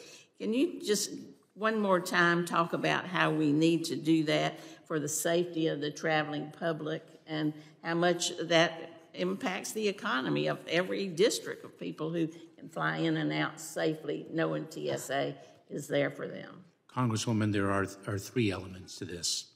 Number one, the pay fairness that we are hoping to achieve for our TSA personnel will better ensure their well-being. It will improve our recruiting and retention, number one. Number two, our extraordinary TSA personnel who work on the front lines ensure the safety and security of the traveling public. And third, they facilitate that travel by streamlining the process and making sure that the experience at the airport is as positive as possible. Well, we know that our travelers to Las Vegas, we want them to have the best experience from the time they leave home to the time they get back, and that includes the whole airport experience. So we appreciate what TSA folks do, and they put themselves in harm's way on those check lines. When you've seen angry travelers, you've seen them confiscate weapons. It's not just easy job. It is certainly not. None of our frontline jobs are easy, but the individuals who perform them are extraordinary public servants. I'm incredibly proud to work alongside them and to support them. I'd like to see more people thank them when they search their bags as opposed to be angry and be in a hurry and get aggravated because they've had to have another search. It's for the safety of all our travelers. Now, I can't let you leave without asking you about the Sears rating. for Las Vegas. You know, we're going to have the Formula One race. It's going to go right down the strip. It's going to go right through the heart of my district. You've got hotel rooms looking down on it. You've got people in those hotels. We know that can be a problem from the October 1 shooting. I know you've been working with our local agencies. I want to ask you to look very carefully at that, see if there's a way we can get a 3 rating, because there are a lot of special circumstances there. And as you review that, I think you told the Senate committee that you're looking at that process generally. Is it going to be a fluid process? Can you change from one category to another depending on what you may find out or what kind of resources are brought to bear?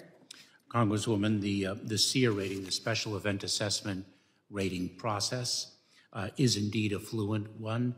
Our experts, and they are indeed experts, evaluate the information, and if there is additional information that would inform their decision with respect to the rating an event receives, then they certainly will consider it and alter their rating according to their determinations. Well, we want that to be successful, so thank you. I yield back. Thank you, Ms. Titus.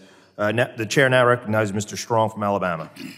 Thank you, Mr. Chairman, Ranking Member, Mr. Secretary. Over the last 2 years, Americans have watched as this administration has rolled back successful border policies, instead choosing chaos at the southern border.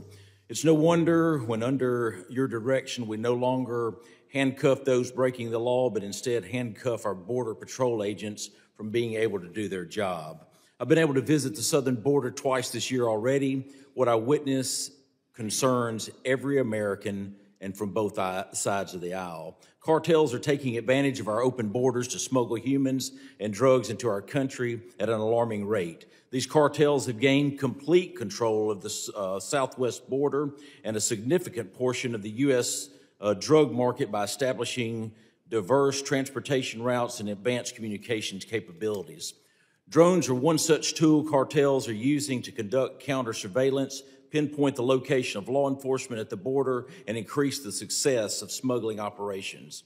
In a February 7th House Oversight hearing, U.S. Border Patrol testified that in the last year, one sector of the southern border alone had more than 10,000 illegal drone incursions and 25,000 detections. Not only is this a grave concern for the safety of our law enforcement officers at the border, but it is a serious threat to our national security. During that same hearing, USBP shared that our adversaries have 17 times the number of drones to continue to grow their operations. We have mentioned this already today, but I believe it worth noting again. Cartels have learned to use illegal immigrants to smuggle illicit contraband across the border.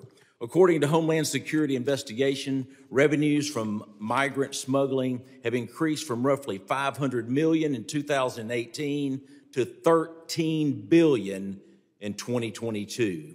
Again, it has been reported that cartel rush waves of aliens to the border to overwhelm Border Patrol as a decoy to allow for smuggling to go relatively unnoticed. As we have already established today, during your testimony at the Senate Judiciary hearing on March the 28th, you claimed that you were unaware this was happening. Mr. Secretary, I want to ask you specifically, in the 3 weeks that have followed, have you personally examined these tactics yourself? Congressman, I have in fact focused on these tactics for some time, and let me share with you that I am so appreciative of the fact that you've brought up the issue of drones, because our counter-drone, our counter-UAS authority expires at the end of this year, and it is absolutely critical that that authority not only be extended, that we be reauthorized, but that it be expanded. We need to be able to work with local law enforcement. Drones are being used in a myriad of ways, in a number of different ways, to create a public safety risk. Thank you. We have to have the authority to counter them. Thank you. The U.S. military needs to be notified also. Secretary Mayorkas, the facts speak volumes, and let's get the facts straight. Under the previous administration, President Trump, it is a fact our borders were much more secure. Our country was safer. Under this administration, those that crossed the border were apprehended, processed, and President Trump immediately returned them by ICE air. Under your leadership, it appears our Border Patrol agents are the ones that are being handcuffed, while illegal aliens from Mexico, Guatemala, Honduras, Ecuador, Haiti, Cuba, Iran, and yes, China too, are pouring into America. This budget is baffling to say the least. It proves that returning illegal aliens immediately rather than turning them loose in America is telling. The big thing in this budget that I'm concerned about, there was not increases in air transportation or for fuel. And that's one of the things that we can do that I believe will reduce costs is to return these illegals back. It is proven that it worked. The other thing, Mr. Secretary, can you provide details about how the department intends to spend $91 million for electric vehicles, charging stations, and $32 million for electric vehicles? How many stations and vehicles will $120 million be used for, and who created this initiative? Congressman, 2 points. I'll be very pleased to provide you with the requested details after this hearing with respect to the electric fleet that our Office of Management is working on. I want you to know that in 2021, our apprehension rate at the southern border was 81%. In 2020, it was 75%. Thank you, Mr. Secretary. Mr. Chairman, I yield back. The gentleman yields. I now recognize Mr. McKean from Oklahoma.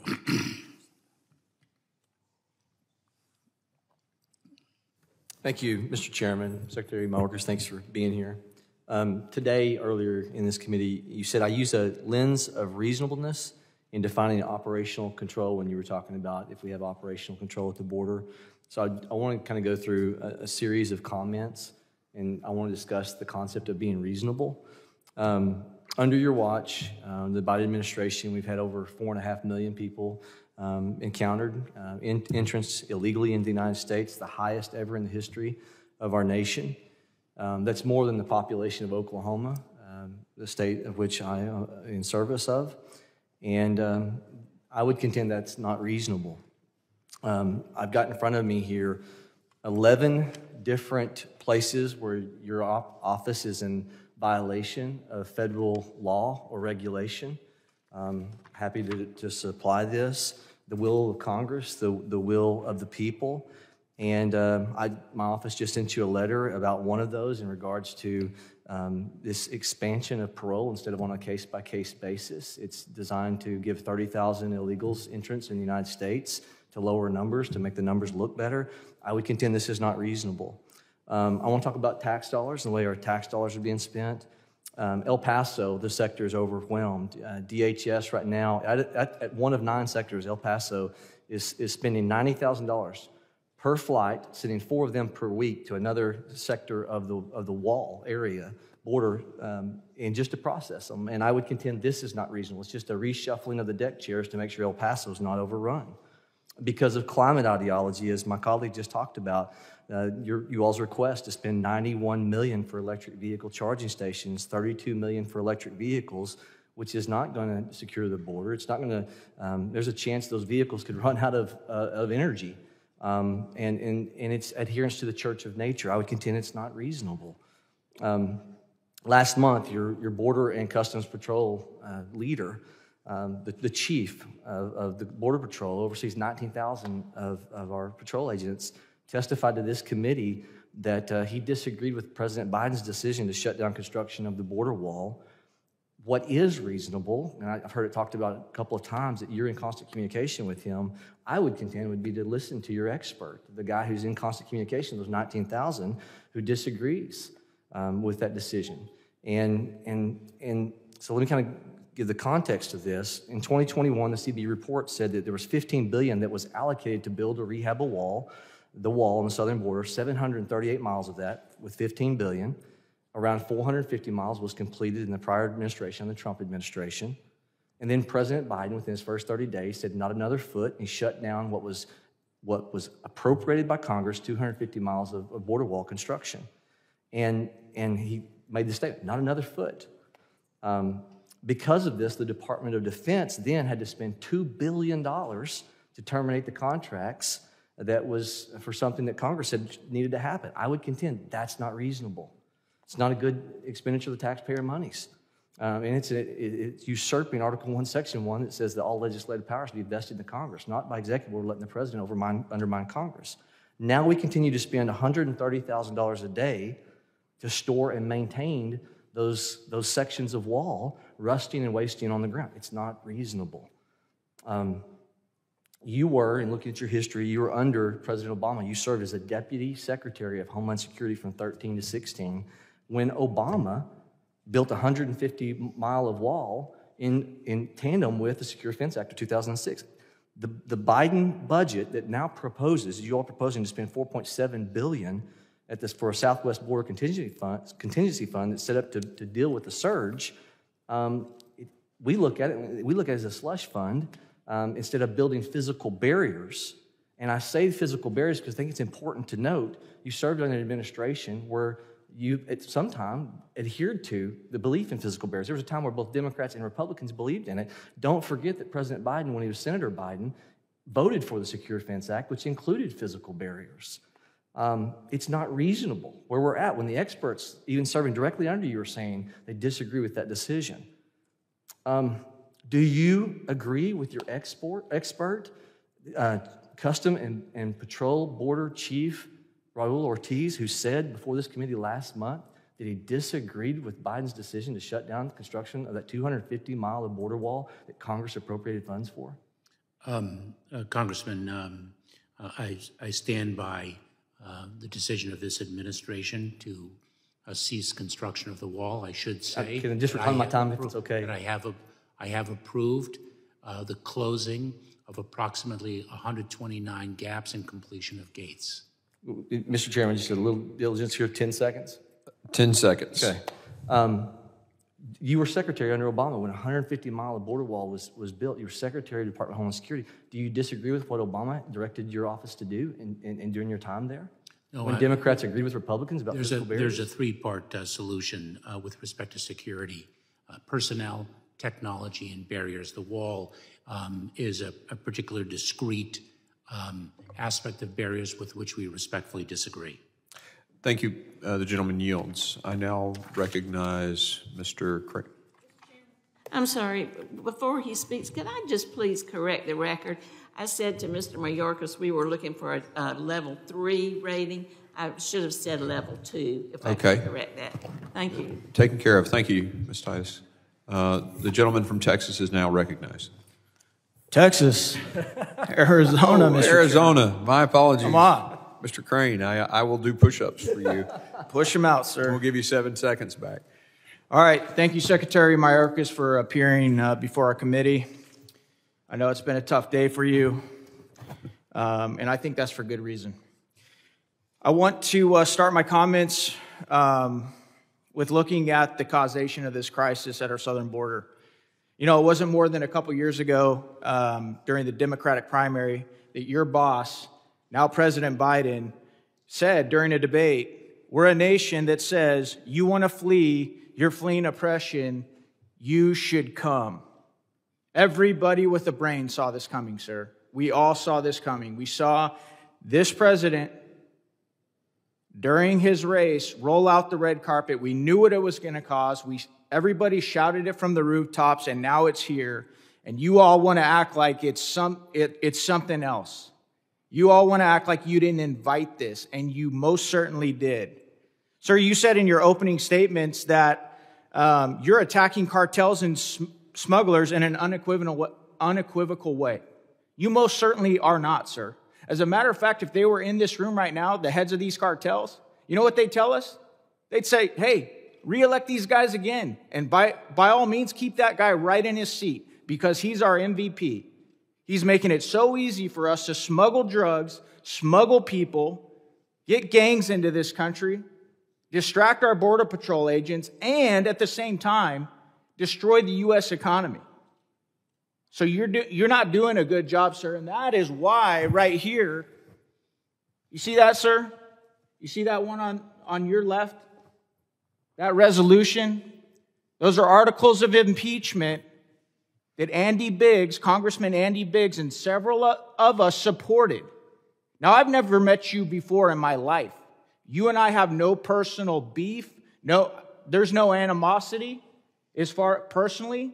The reason that I agreed to sign on to these articles of impeachment with my colleague and others is because of the dereliction of duty. You know, I've got graphs up here too. You can see these graphs showing what it was like at the border before you got into office and what it's like now. Here's the sad thing, sir. These aren't just graphs. They're not just numbers that have been thrown at you today. They're American families. And I'm so glad that my colleague made you or asked you to get up, turn around, and face one of them. I'm glad that you had to look at something that wasn't just a data point or a graph, but you actually had to look at a family, because there's tens of thousands of them. Tens of thousands. 70,000 because of fentanyl alone. That doesn't count all the families that have been destroyed by gangsters that have come up through South America, or the families that have been destroyed because of sex trafficking. I'm glad you had to face them. You know what, sir? I actually had to face one of them in my district last week. I had to face one of them in my district last week, and it was hard. This woman was choking back tears, asking me, Congressman Crane, what are you going to do? My daughter was killed. My beautiful daughter was killed because of fentanyl. And I said, you know what? We've drafted articles of impeachment to remove Secretary Mayorkas for his dereliction of duty. You know, it's interesting, sir, because Mr. Higgins, one of my colleagues up here, noticed your smugness. I noticed it too. And you know, for somebody that has a history of working in border security like yourself, and knowing, and my colleague right here, Mr. Breachin, he just pointed out that you worked for administrations where they were actually building walls. But you know what? Me and this gentleman right here went on a helicopter tour down in Texas where we flew around the border, and guess what we saw? Piles of steel just stacked up on the ground, like he said, of a wall that the American taxpayers have already paid for. And because of your dereliction of duty, and because of this president and this administration, we continue to have drugs, gang members, sex trafficking pouring into this country. And you sit there with a smug look on your face. But I noticed for a second, because I was watching your face. I was watching your face when the family behind you stood up. Mr. Pfluger asked you if you would address them. I noticed that just for a second, the smugness left your face, sir. And I'm glad that you had to feel uncomfortable today. And that's not because I don't have any humanity at all. I look at your story. I look that you immigrated here from Cuba. And you know what? I think that's great. I really do, sir. And you might not think that in this exchange right here. I think that it's a great thing that America has so many amazing immigrants here. And this side of the aisle, we're not hung up about immigration. We're not hung up about legal immigration. What we're hung up about is how you all, day one in office, came in and changed policies and started getting rid of infrastructure that was keeping our states, our counties, and our cities safe. The gentleman's time has expired.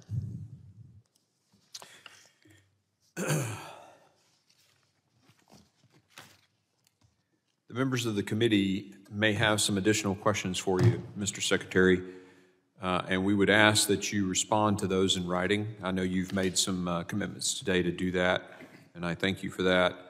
Pursuant to Committee Rule 7D, the hearing record will be held open for 10 days for those written statements. And I now recognize and yield to the ranking member for his closing statement, if he'd like to make one. Thank you very much. Mr. Chairman, you and I have had some sidebar conversations during this hearing. I think what has been displayed by the committee is not who we are as a committee. And you and I pledge that going forward, we'll make every effort to get back to the civility that this committee has been known for ever since we've been in existence. All of us represent districts, all of us have opinions, but there's a manner in which we can present the opinion and still disagree. And, you know, we talk about our families.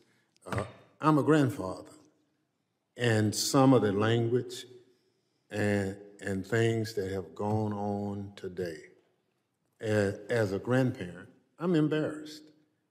I know we are better as a committee than what we saw today. And I hope the public, if they watched, don't judge the work of this committee by this one hearing. We're better than that. We have a budget. We're the third largest agency in government. We do a lot. No system is perfect. We have to work toward perfection. So I work at that. Whatever our challenge along the southern border, it didn't start 2 years ago. It's been here.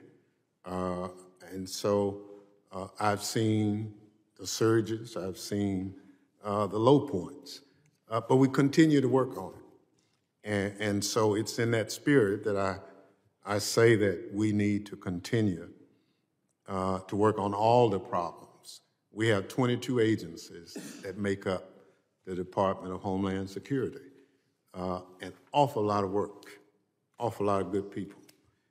I'm happy, as the gentle lady from Nevada mentioned, our TSOs, they absolutely have worked under difficult situations, treated less than other government employees, and in this budget is money to pay them, that increase that gets them up to where other federal employees are.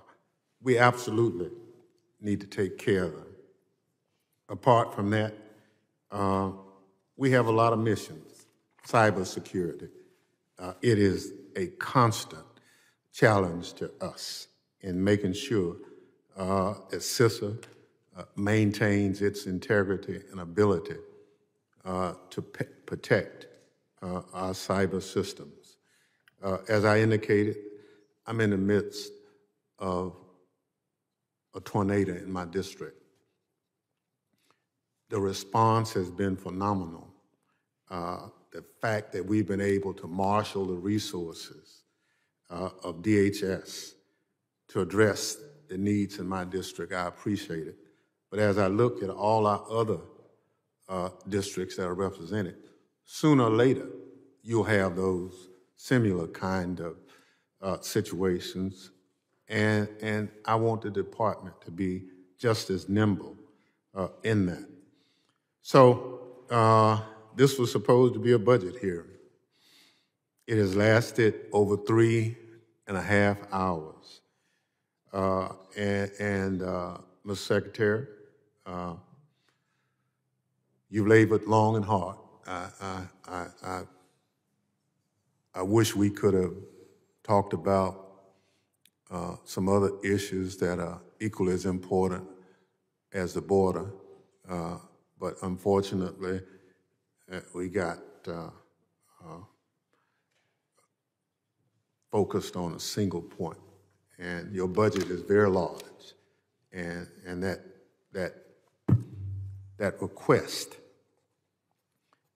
is how we keep America safe. And the border is only one. We did not talk about our maritime border. We did not talk about our northern border. You know, I just want us to get back, Mr. Chairman, and as I said, we've talked about it, and there's nothing wrong with disagreeing. I mean, it's in those disagreements that we have some meeting of the minds. And we're setting an example for not just this country, but the rest of the world. Our adversaries look at us. And when I look at our population makeup, you know, my ancestors came to this country in the belly of a ship as slaves. And I don't think any of us can claim the purity of being just Americans but we have to understand our America is a global America, and we all have stories to tell. And I don't think we need to impugn anybody who's trying to come to this great country. And for a long time, Ellis Isle and other places, we worshiped and encouraged people to come and celebrate this greatness. And a comprehensive immigration policy will get us to where we need to be. And so I look for a budget that moves us in that direction. I look for a budget that we all can support. But if this budget that ultimately is presented to the House allows us not to work at securing our borders and not at giving our TSOs raises that they so desperately need, compromise some of our cybersecurity missions and other missions, it'll be impossible for a lot of us to support, because the numbers that this budget, if cut, will make us more vulnerable as a nation rather than more secure. And with that, I yield back. The ranking member yields. Thank you for your comments. I'll now recognize myself for a closing statement. Mr. Secretary, I have to thank you for sitting there for as long as you have. I know we're close to the same age, and I've had to leave twice. So I deeply appreciate your staying there and staying in the seat, and for your time today. You know, I agree with the chairman, or the former chairman, now ranking member, that we disagree on a lot of policies. I mean, we really do. And we don't have to despise someone because they disagree with us. We don't have to disparage someone because they disagree with us. And we do need to dial the rhetoric down in the country and apparently in the committee. But today I wanted to focus on the differences of opinion. And you know, I look at 1.4 million gotaways, and I wonder, who's in that group? And I know since you don't know who they are, you can't tell me. The Border Patrol guys can't tell me.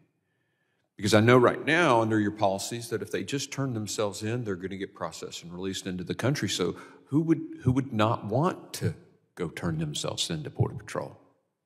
Well, probably people that have some ill intent. You mentioned the increase in the detention and capture of felons and things like that under your watch. How many felons are in that 1.4 million gotaways? How many murderers? How many rapists? How many drug traffickers? You can't tell me. And I was really heartbroken to hear that you didn't understand the strategy of the cartel. It's almost intuitively obvious that they're sending mass waves of coyote-paid people to tie up the Border Patrol so they can send those gotaways, whether it's contraband or whatever, into our country. That really disappoints me. I think it's a failure. And what's caused it is the incentives. You've taken migrant protection protocols, all these policies. You know, we go back to the resources, right?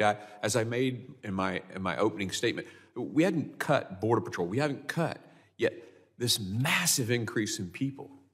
Again, more than 12 years of 2 previous presidents, one of which you served under. It's interesting, too, when I talked to your boss from the first administration you served, some of the things he suggested we do were undoing essentially the policies that y'all have undone. I mean, returning to some things like remain in Mexico. This is a policy issue. It's decisions made by you and your boss that have caused this spike. It's incentivized people. And when I talked to the chief of the Border Patrol, and to some of your sector chiefs as we prepare to do our transcribed interviews with them. They're saying that the return agreements have all been allowed to expire. So ICE can't even send people back to certain countries because those this is willful decisions to undo policies that were bringing the numbers down. You can't argue with that. And now suddenly we did away with those policies and the numbers are going right. I mean, it's astronomical. And it's that surge of people, and it can be well-intentioned. You can say, man, I want to help. I ran a medical missions. We went to Honduras. We went to Haiti. I want to help people who are hurting. But the drug cartels are taking advantage of this. With that open border, the mass waves of people coming, and they're taking advantage of us, and they are making billions of dollars, and we're empowering evil people with these policies. You talk about resources and wanting more resources. I want to tell you, we're going to drop a bill Friday. And that bill's going to have a lot more resources in some areas than you've even asked for. And I think you'll be very happy with many of the things in it. Now, we do undo what we believe are some of these policies that have resulted in this mass wave and the cartels being able to manipulate the situation and control 5 of our 9 sectors, as the border chief has said. But you're going to like a lot of the resource piece if you really believe that it's resources. I also want to talk a little bit about some of my colleagues. A lot of my colleagues talk about immigration reform, and I'm a small business guy, I ran a healthcare company, and we need employees in this country. There are 10 million empty jobs in America right now. I want to fix our immigration system, but if we fix that first before we secure the border, we're just doing more of what you've done, which is to incentivize people to come without the security being present, and that's just going to make it worse. And so if we can secure our border, I'm ready to sit down and do immigration reform, but not make the incentives even greater so that even more come through the illegal mechanisms. So I just wanted to share that. Very quickly about the budget. I think the budget that you presented today increases a lot of money for processing people into the country and takes away money from stopping the illegal crossings and deporting people who've come here illegally. I mean, I think that's obvious if you look at the budget and add it all up. And again, your budget's just going to incentivize more people to come. The cartels are just going to take more advantage of it. And more Americans are going to die because of the fentanyl that will come into this country. And so that's why we're opposed to this. And as I said, I believe in the testimony that you gave, Chip Roy. I think you gave some false testimony. And I elaborated on that with video. And you and I can have a dialogue about that, but that's genuinely what I believe. I will say that you requested this hearing to bring your budget to our committee. I appreciate that, and it has been alluded to or actually stated out. We have plans to bring you back, so we'll see you again. I will tell you this, Mark Green has never, I've resisted any temptations to say impeachment because I don't have the authority. This committee doesn't have the authority to do that. So when someone says Mark Green said impeach, that's just not true. But what I have said is that we've got a 5-phase plan of oversight. And we're going to look at 5 specific areas and do oversight. That's my job. That's our job on both sides of this aisle up here. And so that is going to happen, and we'll look forward to talking to you again. Thank you again for being here. And with that, the committee is adjourned.